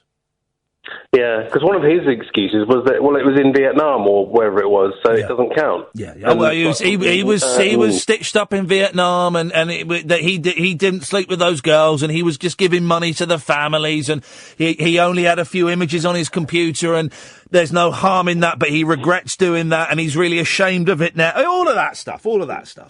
Yeah, it's all the same, and it is all such a shame as well, because you can't have Gary Glitter on Top of the Pops anymore. You can't have any Jonathan King songs on Top of the Pops. Or any of his acts. You can. The thing is, this is again. I've reading far too much on King today, but the BBC showed some old Top of the Pops recently, and they cut either Jonathan King doing a song or Jonathan King. Or he was announcing a song or something, and there were complaints. And according to this article, the BBC apologised. Which I thought was an odd turning point, an odd thing for them to do. But I don't like this thing. I think this is what we were talking about the other week. I don't like this thing of history being airbrushed. I don't think bizarre, it helps. Isn't it? Yeah, it is. Bizarre. Yeah, it is. Because it is what it is, and you can't remove things from history just by saying they didn't happen. I mean, they did, and those things were there. Yeah. Anyway, the other thing I wanted to talk about was, and I don't know if I'm harking back too far and whether this is dull or not. You hark back as far as you want, but don't be dull. Was the Thomas call, which I thought you handled brilliantly, and I know you're bored of hearing people saying that you handled it brilliantly, so I won't go on about it, but he was very worrying. Let me interrupt for 1 second. Catherine, have the police asked for the audio yet of the call with Thomas? No. And Iain, have the police spoken to you? No. Catherine, have the police spoken to you? No. Well done, guys. No one. That's absurd. I mean, he basically admitted to threatening to rape a woman with children, and how the hell can that not be investigated? Hang on, Kathy, what do you want to say? They gave me a ring on the drive home from work that night. Yeah. But since then, I've heard nothing at all, and I told them several times that I've got it all on tape. They at least want to just have listened to it. And they said, well, we'll give you a shout. Thanks, guys. Just even listen to it. Just have someone listen to it and decide whether there's something there. Yeah. So it'll take 15 minutes. Matt, listen, we've got to move on. Thank you for reminding me of that, because I wanted to do a little update. Isn't that incredible? If you know what we're talking, if you heard the call, the police aren't interested. The police aren't interested. Deary me, thank you, Matt. Cleo, I'll come to you after the news. 0344 499 1000. Late Nights with Iain Lee on Talk Radio. Late Night, Iain Lee on Talk Radio. We have ways of making you talk.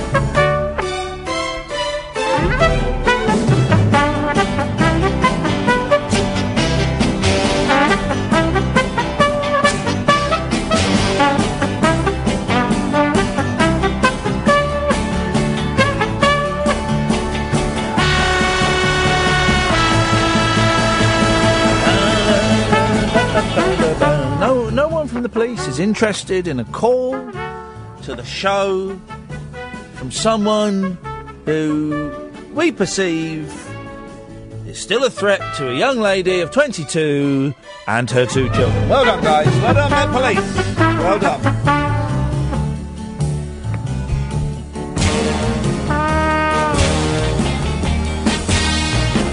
It's been a busy show this evening, guys. Busy show. The calls are getting busier. More randoms calling in. We like. Paul, stop emailing. Pick up your telephone and dial 0344 499 1000. It's a phone-in show, not an email.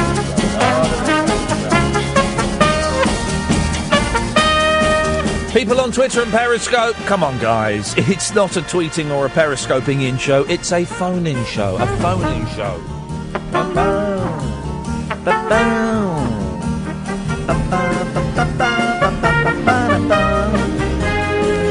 0344 499 1000 is the telephone number. We call you back, guys. We call you back.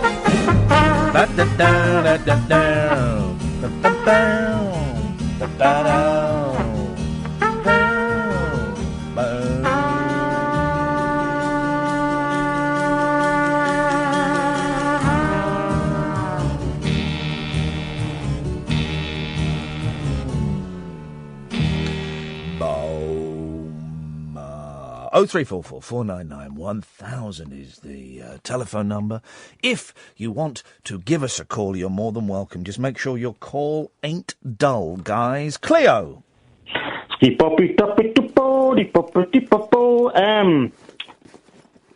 just threw us with the old Jonathan King stuff and all that while I was waiting. I'd stay clear of that letter, like. I wouldn't reply. Well, he didn't write to you, so it would be odd if you did reply. You're right. Yeah. But, posties. Yes. Jesus wept. Yes. Why, in a country the size of America, can you have postmen take your letter away and post your letter for you,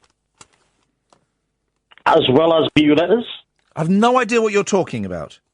Well, you've got your little mailbox outside. You put a letter in. Yes. They'll take it away and deliver it for you. Instead of we have to go to little letter boxes and hoy them through a little letterbox.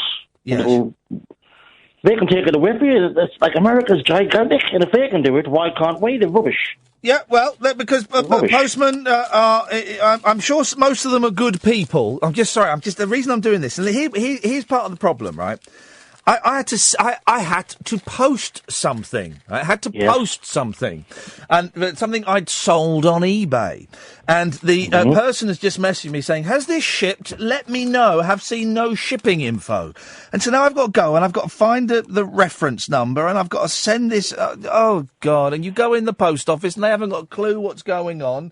It's an awful business. We don't need them. Yeah, last year, right? Yes, I'm listening, but I I'm have typing. mobility issues, You're not so there's listening. certain days I'm not very good at getting out, and I really needed to get a letter out.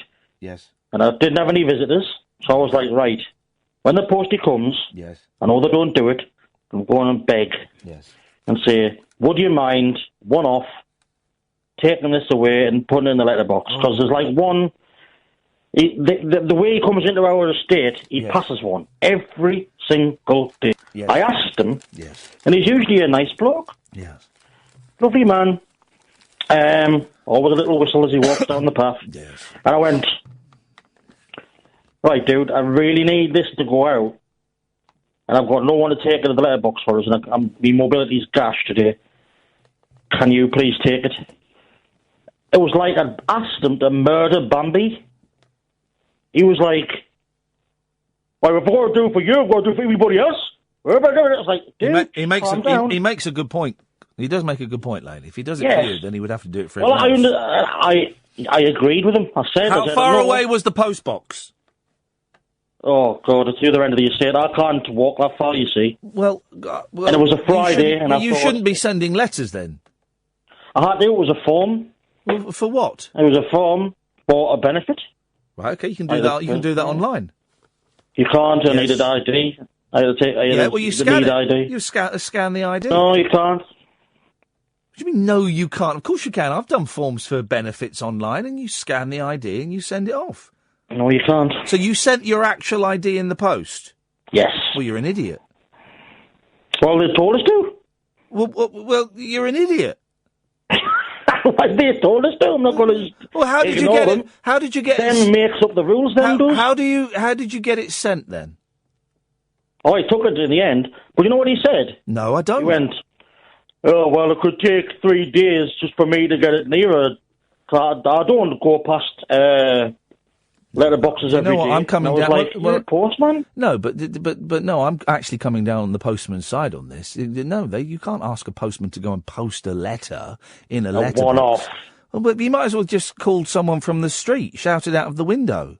No, the postmen aren't there to look after the disabled or the infirm. Oh, it's a one-off. Yeah, but it's just a one-off. No, they shouldn't. Supposing you were sending you kidnapped a child and you chopped off a finger, and you were sending the finger to the parents of the child. Let me finish! Shut up and let me finish! This is what you do, is you talk over me all the bloody time, and it does my head in. Shut up and let me finish a point!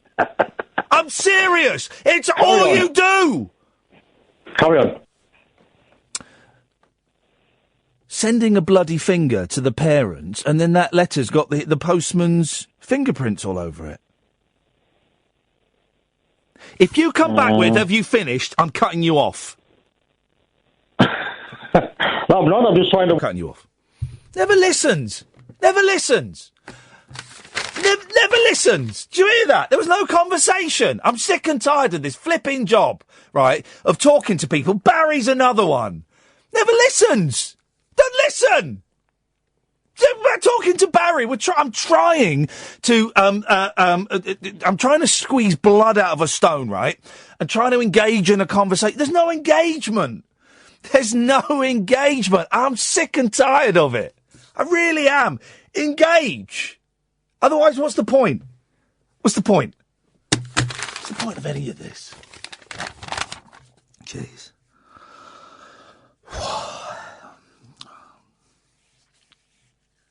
Ah, dearie me. I mean, where's the point, really? Go to an outbreak. Late night Iain Lee. On air and off the leash. On Talk Radio. We have ways of making you talk. Do you know what? We've got calls lined up. Get rid of them all. I don't want any more calls tonight, Kath. I don't want any more calls tonight. No more calls. Don't phone in. Not interested.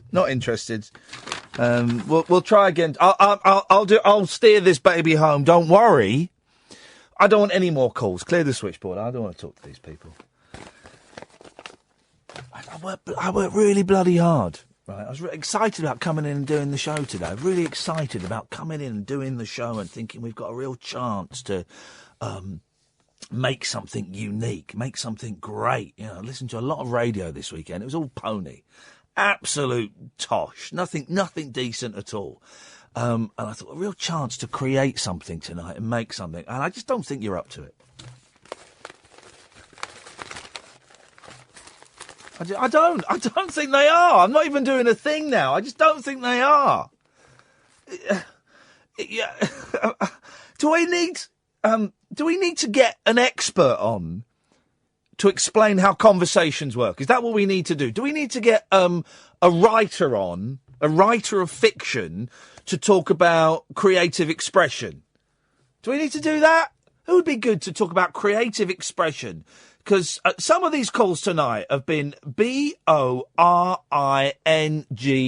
dull. And I just think that some of you really need, and I'm not going to single anyone out, but some of you really need to up your game. We are on the... Listen, I've got 11 months and 3 weeks of a contract left, all right, guys? And I'm going to make sure that for that 11 months and 3 weeks, I'm going to deliver the bloody best I can, all right? The best radio I can. But you need to do your part of the deal. You need to up your game, guys. You need to up your game. I wonder who I could get on. Oh, I know. I've got a friend. I'm going to speak to a friend tomorrow to see if they can come on tomorrow night, and we'll spend the first hour. This is what we'll do. We'll spend the first hour of the show workshopping good phone calls, all right? That's what we'll do. We'll spend the first hour workshopping good phone calls, communication, manners, interesting ways to put your point across, listening and responding to the point that you've just heard, not jumping to the point that you've got in your script that you want to go to.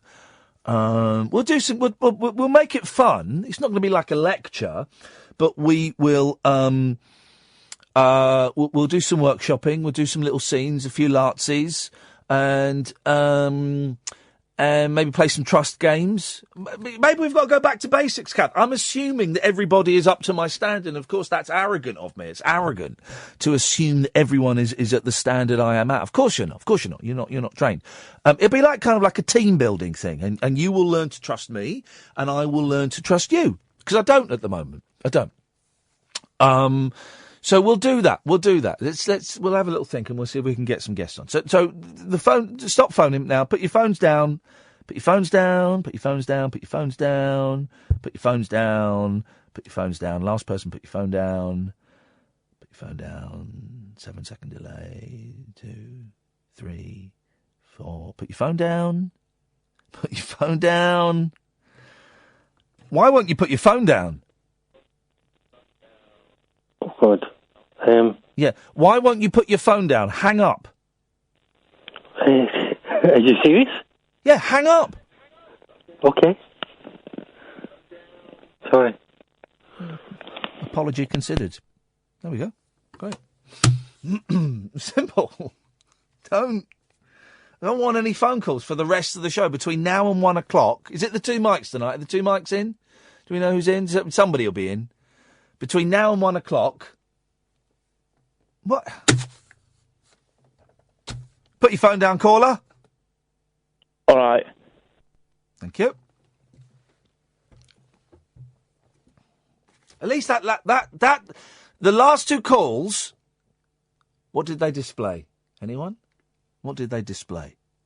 They displayed listening, didn't they? They displayed listening and responding in an appropriate way. I mean, they were a little bit spineless. They were spineless, weren't they? I mean, if I was phoning up and the host took my call and then said, put your phone down, I wouldn't go, all right, sorry. Well, the first fella said sorry. I go, why? Why should I? Look at this! Flipping heck, there's loads of them. Put your phone down. Thank you. I mean, it's this muppet. I told you, put your phone down. No, that's painless, Ian. Slightly, don't get me wrong, I'm having a terrible time. I can't even understand a word you're saying. Sorry, no, that's painless. Well, you put your phone down and you said sorry to me. I called back because you called me spineless. Yeah, because you were spineless. You acted in a spineless manner. Well, I wasn't sure. I do listen to your show regularly, and I know sometimes that you have a sort of jokey night of. This is not a jokey night. This is a serious night. The calls aren't up to scratch. No one's playing the game. Put your phone down. No. Put it down. No. Because what I was going to. One of the two things. I don't want to hear your point because it won't be any good. One of them was a compliment. The other one was. I don't want to hear it. Yeah. Hang up. No. Hang up. No, you cut me off. Cut me off. Don't tell me what to do. You're the caller. Yeah, I know, and I'm not exactly. Well, I'm not saying anything till you hang up. In that case, it's going to make for some exciting radio, mind you. And I heard you do the other week there where there was a guy and he was like, hello, I'm on there, and I was funny. Right, fine, no, fine. Well, I'll just talk then. All right, okay. No, I won't, actually. This is great radio, Ian. You're going to make me hang up, aren't you? Why you just cut me off? All right, fine. Which one? Well, you're not going to answer me, but I was going to say which one you want first, the depressing thing or the geeky thing. You do either. And I'm still in there. Great. Fine. Great, Edo.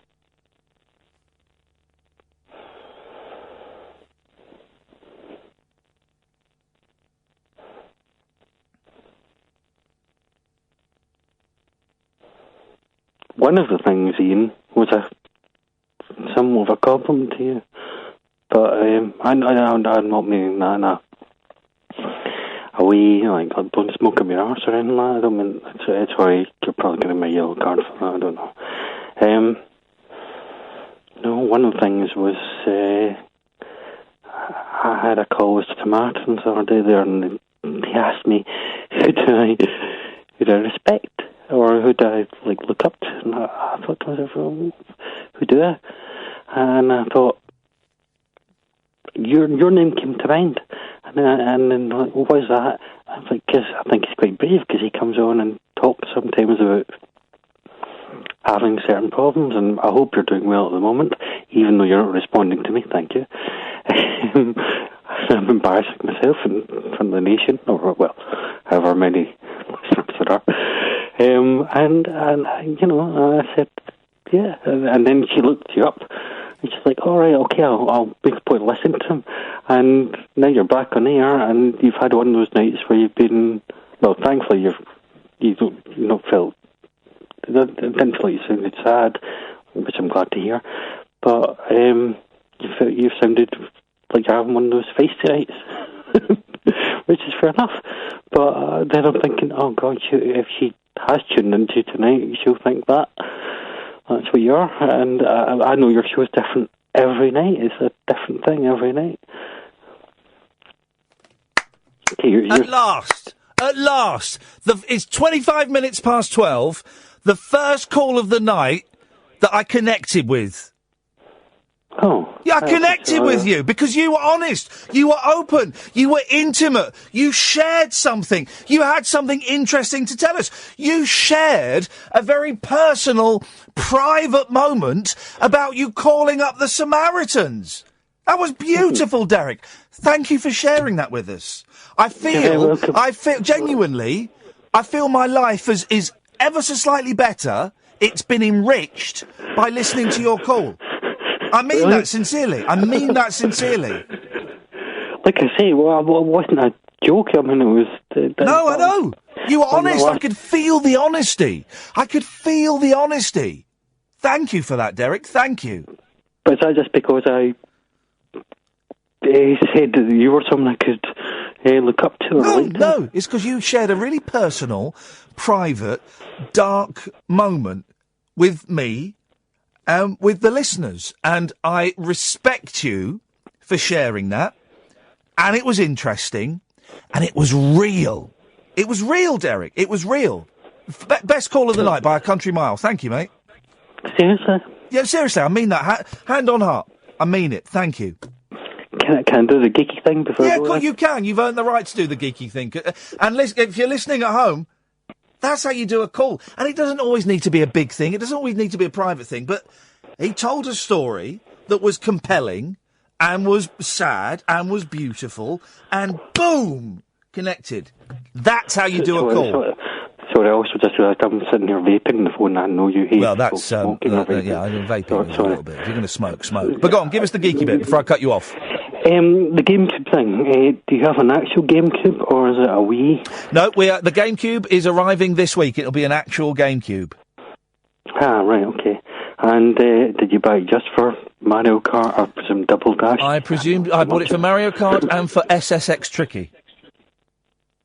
Oh, I've never played that. Oh, it's good. It's tricky to rock the ramp, it's tricky. It's tricky. It's tricky to rock the ramp, it's tricky. It's tricky. Snowboarding. I never owned a GameCube at the time. Oh, well, now you're going off on one. But that's how you do it. That's how you do it. He had us. It was there. He enriched our lives. We got something from that. We connected with him. I just connected with a stranger in Scotland. I wasn't expecting that. You weren't expecting that, and we did. We all did. Bear it in mind. I still don't want any calls tonight. Don't put anyone through. 3 people are ringing us now. Stop ringing. Put the phones down. Not interested. We'll do the workshops. We'll teach you how to be a caller, a contributor tomorrow. We'll do that tomorrow. I'm not doing it tonight. Okay. So put the phones down. Stop calling. Not interested. I'm going to look at the papers. Not a lot in the papers, but we'll have a little look. Here we go. Look, now I missed this, and it's only a tiny, tiny thing in the newspapers.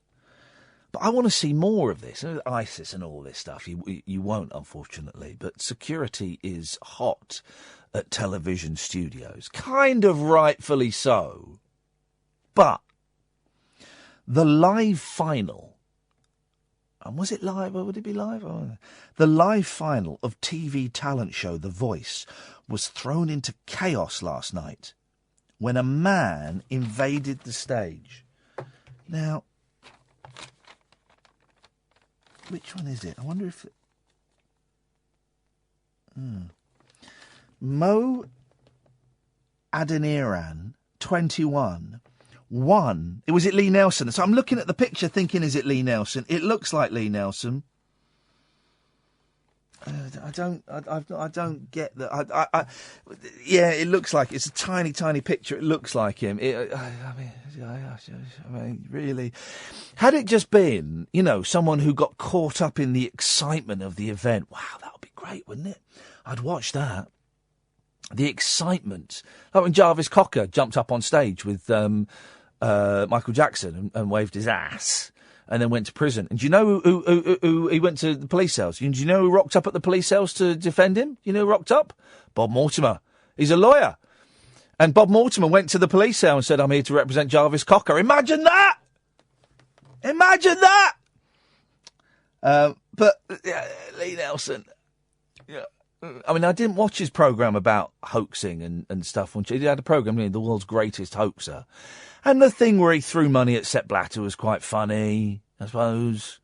And the rest of it, it just feels a little bit dated, really. Don't you think? But, tricking people and doing that kind of stuff and pulling the wool over people's eyes, it feels a little bit dated, I think. Look, I nearly gave out the phone number then. I'm not doing the phone number. That's what we'll do. We'll take a break. Catherine, you come in and join me, and we'll do the last 30 minutes. Don't want any calls. I can see people phoning in. Put your phones down. We're going to play some adverts. The wild man of late night radio is back. Iain Lee on Talk Radio. We have ways of making you talk. It's the right thing to do, Kath. I think so. I think we just need to take stock of where we are, and we can't keep doing the same thing over and over again. No. That's the definition of madness, isn't it? No. Well, it kind of is. No, it isn't. Doing the same thing over and expecting different results. Thank you very much indeed. That's what I meant. I was just abridging it. I thought everyone was in the... doing the same thing over again isn't the definition of madness. That's the definition of repetition. The last bit is kind of the integral part. Well, I was just.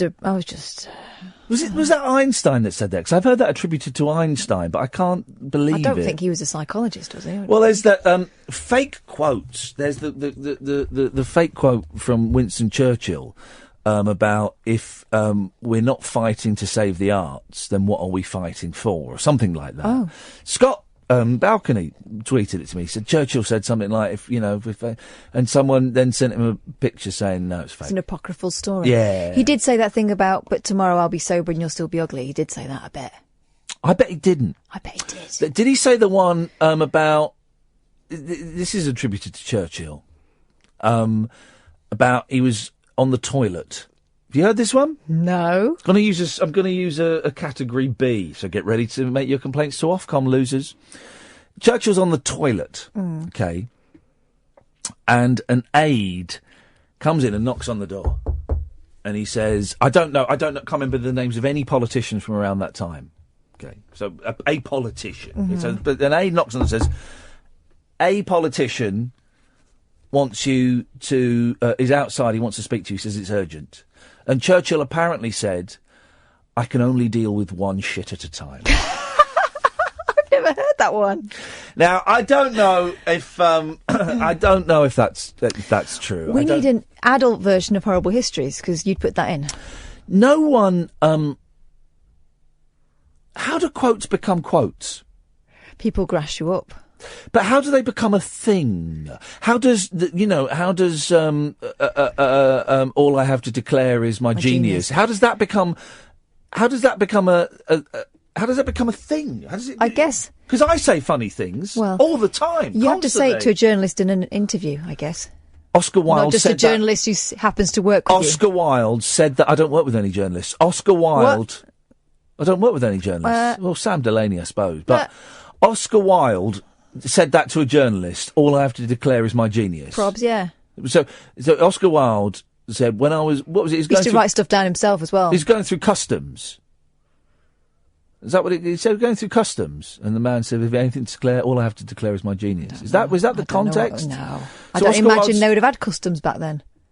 Well, they had laws. Hence Reading breaking them. prison, Reading jail. Jail with a G. Yeah, I know. For years, Gaol, ironically. Yeah, up until about the age of 21, I thought it was pronounced gaol. I thought it was like Irish for jail. For some, I thought it was Irish for prison. I didn't know it was pronounced jail. Gaol, gaol. Like I don't know how to say milk. Ear. The Republic of Ear. It's air, isn't it? I don't know. I don't really know either. No, I don't think I've ever had to say it out loud. E-I-R-E. Eerie? I imagine it's air because you've got the girl's name Erin. Do it with the accent. Republic of Air. Yeah, like Ireland. Air. That's where it comes from, isn't it? No, it doesn't come from Ireland. It comes because it's an island. No. Yeah, sure. No. Ireland. Ireland. Yes. Ireland Express. Well, that's that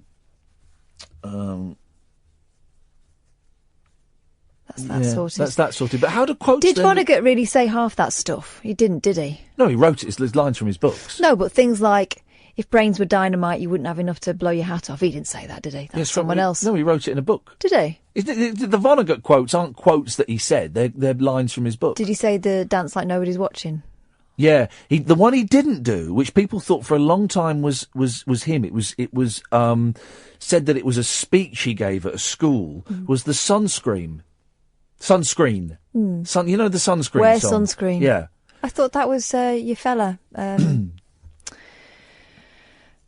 for a long time, it was rumoured to be a speech that Vonnegut gave a college that someone had put to music, and it wasn't. He came out and said, "No, do me."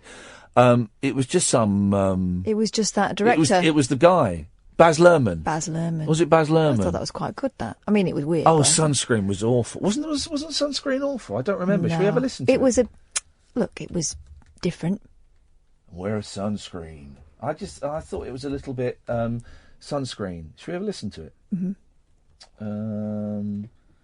I mean, it's like a big meme, isn't it? But that's fair enough. Well, there's a is this it? I think this is it. Let's have a little listen. Ladies and gentlemen of the class of 99, wear sunscreen. If I could offer you only one tip for the future, sunscreen would be it. The long-term benefits of sunscreen have been proved by scientists, whereas the rest of my advice has no basis more reliable than my own meandering experience. I will dispense this advice now. Enjoy the power and beauty of your youth. Oh, never mind. You will not understand the power and beauty of your youth until they've faded. But trust me, in 20 years, you'll look back at photos of yourself and recall in a way you can't grasp now how much possibility lay before you and how fabulous you really looked. You are not as fat as you imagine. Don't worry about the future. Or worry, but know that worrying is as effective as trying to solve an algebra equation by chewing bubblegum. The real troubles in your life are apt to be things that never crossed your worried mind, the kind that blindsides you at 4 p.m. on some idle Tuesday. Do one thing every day that scares you. Sing. Don't be reckless with other people's hearts. Don't put up with people who are reckless with yours. Floss. Don't waste your time on jealousy. Sometimes you're ahead, sometimes you're behind. The race is long, and in the end, it's only with yourself. Remember compliments you receive. Forget the insults. If you succeed in doing this, tell me how. Keep your old love letters. Throw away your old bank statements. Stretch. Don't feel guilty if you don't know what you want to do with your life. The most interesting people I know didn't know at 22 what they wanted to do with their lives. Some of the most interesting 40-year-olds I know still don't. Get plenty of calcium. Be kind to your knees. You'll miss them when they're gone. Maybe you'll marry, maybe you won't. Maybe you'll have children, maybe you won't. Maybe you'll divorce at 40. Maybe you'll dance the funky chicken on your 75th wedding anniversary. Whatever you do, don't congratulate yourself too much, or berate yourself either. Your choices are half chance. So are everybody else's. Enjoy your body. Use it every way you can. Don't be afraid of it, or what other people think of it. It's the greatest instrument you'll ever own. Dance. Even if you have nowhere to do it but in your own living room. Read the directions, even if you don't follow them. Do not read beauty magazines. They will only make you feel ugly.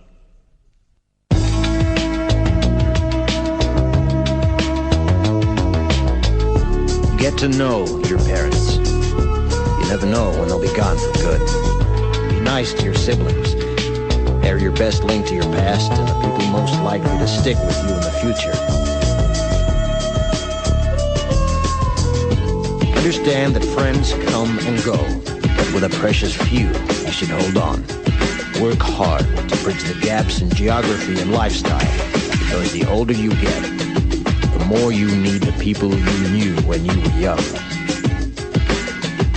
Live in New York City once, but leave before it makes you hard. Live in Northern California once, but leave before it makes you soft. Travel. Accept certain inalienable truths. Prices will rise, politicians will philander, you too will get old. And when you do, you'll fantasize that when you were young, prices were reasonable, politicians were noble, and children respected their elders. Respect your elders. Don't expect anyone else to support you. Maybe you have a trust fund, maybe you'll have a wealthy spouse, but you never know when either one might run out.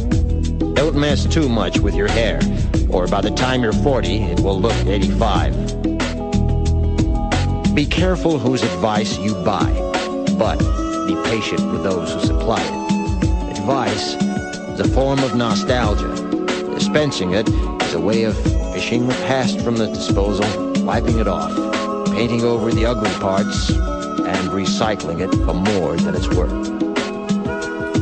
But trust me on the sunscreen.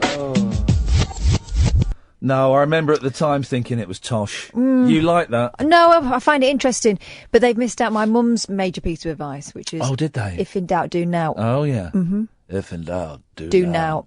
You'll find it works for you. Yeah, I just thought... But I've had friends who thought it was if in doubt, get them out. Oh, any hole's a goal? It's another one. Yeah, I don't know. I've worked out what that means the hard way.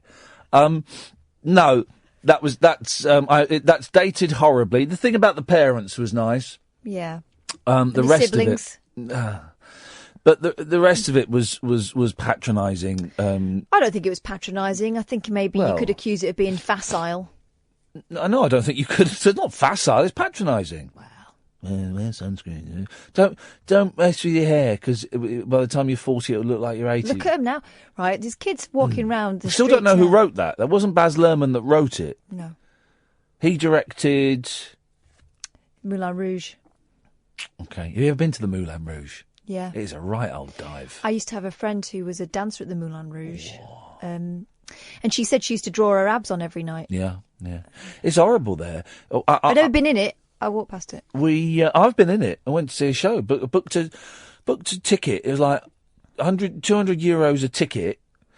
I don't know if we got supper for that. It's just for tourists, isn't it? It's just, it's a really bad titty show. Mm-hmm. You know. They've also got the Crazy Horse. What? The Crazy Horse Oh. in Paris. But they mime. Yeah, like drag queens. And it's like an hour, and then it finishes. I thought, was this the interval? And then they turf you all out to get the second show in. Outrageous. Terrible. They're awful. I don't hold Baz Luhrmann responsible for that, but... No, he's talking about a bygone age where they are TB and the tops on. I don't think Luhrmann wrote that. I think that was written by... It was lifted. I think, and I'm not accusing him of stealing it. I'm sure he gave credit where credit's due, but no, that was a terrible record. I could write that. Well, you didn't. He didn't. Well, have a break. We'll come back. I'll write it. Go. Late Night Iain Lee. Unfiltered night talk with the original king of unconventional conversation on Talk Radio. We have ways of making you talk.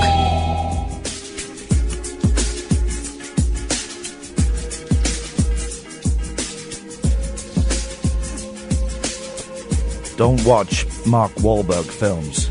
He can act. Obey the speed limit, -3. Ooh. Oh, wait. Skip that bit. I don't know what that bit is. That's Don't bother buying books when they first come out. Wait 6 months and save a fortune. Never throw away records. You'll only end up rebuying them. Don't film things on your phone. Remember. Back up hard drives. Eat cheese. It will enrich your life. Try Coke and milk. Always try Coke and milk. It's easy. I just wrote that during the ads. And that's a million times better. Well, some good advice there. I would suggest maybe you want an amendment there on the don't film things. No, don't film things, remember. If you are going to film them. No. Always in landscape. Don't film them. Don't film them, remember. And it's true about the Mark Wahlberg films. Rubbish. I watched a terrible film this weekend. And I did not have a clue what was going on, but it had old Danny Glover in it. I like Danny Glover. Although I don't think I've ever seen a Danny Glover film. When you say old Danny Glover, do you mean Danny Glover, now he's old, or old times Danny Glover? Well, it's a recent film, so you do the math. And it had the short fat man who used to be the bad guy in a lot of films in the 70s and 80s. You know the one? Yeah, no. You'd know him if you saw him. He played... Was he the man that slept with Tootsie? You know, as a man that got off with Tootsie? Dustin Hoffman. They never did it, did they? No. I'm sure she took one for the team. No. I'm sure that she'd made it sure it was really dark, and so he wouldn't know. No. I'm sure. I think he tried. Anyway, what's the name of the man that okay, the Is very it Paulie? least... Paulie. What do you mean? Is it the guy that played Paulie? I don't know the name. I want to know the name of the actor, because I doubt he was called the same thing in I think this. he might have been. What? Paulie. Yeah, but what was the name of the actor? Paulie. Oh, this is what I have to work with. She calls herself a journalist. She's not. She's an irritant. I'm not Googling. She's an enfant terrible, which means a naughty child. And whereas Wagamama means eat my noodles. No, I think it means naughty child as well. Anyway, so watch this Mark Wahlberg film. Which language? English. Called Wagamama. Just in case I want to say naughty child there. Called The Shooter. It was absolute guff. I don't know why I watched it, because I don't like Mark Wahlberg. I'm sure if we met him, we'd get on, although I think he was tiny. Depends on the day. Well, I got on with Luke Perry when I worked with him. Sorry? Yeah, that's right, I worked with Luke Perry. Yeah. From Beverly Hills 90210. Hollywood 610. Do you know when I first went to Spain, they used to call me Brenda? I don't know what that means. Well, they thought I looked like Shannon Doherty. I wonder what she looks like now. She's not very well. She's had cancer. Oh, has she? Mhm. Oh, no. I used to fancy her. Yeah. When you say she's not very well, what is going on? She's having treatment. Oh, let's send. That's recent, is it? Fairly, yeah. Well, your recents often are like 5 years ago. No, seriously. Well, no, I don't think Google doesn't exist in this world. Does Yahoo? Does Asking Jeeves? Ask Jeeves. Well, I like Shannon. Doherty or Doherty? I'd say Doherty, but she's probably Doherty. I think she's a Doherty. Mm. But yeah, I work with Luke Perry. Good. Yeah. I work with DLT. Well, I Yeah. know who came off better. Turn my mics off for a second. Back on, turn it back on. We're on Periscope, so I'll do that after the show. But no, this film was absolutely awful. And Mark Wahlberg cannot act. Hence, in my version of Sunscreen, I've said don't watch any Mark Wahlberg films. I thought he was quite good in Boogie Nights, but it turns out... Never seen it. Well, he plays a meathead in that. Yeah, he's a And meathead. not just a meathead.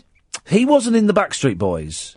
New Kids in the Block. His brother was. Yes. Who was his brother? Donnie Wahlberg. So is Mark Wahlberg Marky Mark? Yeah, Marky Mark. What did Marky Mark do? Good Vibrations. What? Good Vibrations. He did that one. But Just a rap. walk right No, but in. like a rap over the top of it. Of the Beach Boys song, Good Vibrations? No. No. Why would you call a song Good Vibrations that isn't the Beach Boys Come on, song? come on. He did that a lot. Come on. Yeah. It's a song. Mm-hmm. Well, a rap. A I'm talk. I'm Marky Mark and I'm doing this. I'm Marky Mark and I'm doing that. Come on. Come on. Mm-hmm. Well, this film was pony. And I didn't have a clue what was going on. There was lots of... the whole thing was he can fire guns from a long way away. Yeah, it's a skill, that. But what it means is that the action bits were just like... There'd be someone there talking, then suddenly be like... Oh... And people would just, start dropping, because he was, a mile away, shooting them from a mile away. Lick his finger to test the wind? No, he didn't need to do that. He used visual clues, like flags and things. Oh. So it was stupid. I thought it was stupid, and I wasted... I think I got an hour and a half into it, and I thought, I've got no idea what's going on, and I'm not enjoying it. But I'm not going to let Marky Mark beat me. Well, he did, because you watched his film. No, he didn't. He didn't beat me. I won. I watched it right through to the very end. And then I had to fast forward it through the credits because Netflix does this weird thing. If you don't watch the credits, right? I don't watch the credits, right? It says, you go back there a week later, continue watching. No, I've watched it. What? So you've got to fast forward it just to reset the... But then if you fast forward it too much, it starts again. So then continue watching. Oh, for goodness sake. So all this stuff, continue watching. I've watched it. What? And then it says, watch again. You're not a weirdo. Why would you want to do that? Spin through this. Do you want to watch this stuff again? No, because it was rubbish anyway. Because it was on Netflix. Netflix makes you lower your expectations of what a good Saturday night in is. Awful. I've finished Netflix. There's nothing on there now. You completed it? Yeah, there's nothing really on there. But I've given up on the 12 Monkeys TV series. I've given up on... there was another time travel TV series, I think, called Continuum. I've given up. It doesn't interest me. I think my brain is too powerful for basic human entertainment. I think I crave and I deserve something much more invigorating that you can't get from TV series or movies alone. So what's it going to be? You're waiting for the holograms? No. It would be things like bungee jumping. Going to bungee jump. You can't do that every Saturday night. It's not a sustainable lifestyle, is it? I would never bungee jump. What's that? What the hell is that all Is your brain loose? Sorry? I know it's attached. Yeah. But bungee jumping, surely... But your brain is encased in fluid, so it moves around. It will be moving about, yeah. Yeah. So That's not good for you. People's eyes pop out when they bungee jump because the pressure...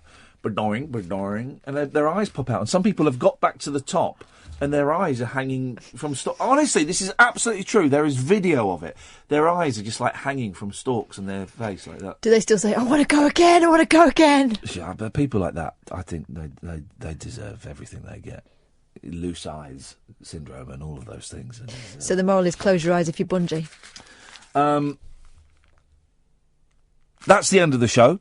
Tomorrow, we're going to do, we're going to start off with a little workshop on how to make your calls more interesting, more involved, and a more enjoyable experience for you, for the listener, for me, for everybody who's involved with this. That's quite a good American accent, isn't it?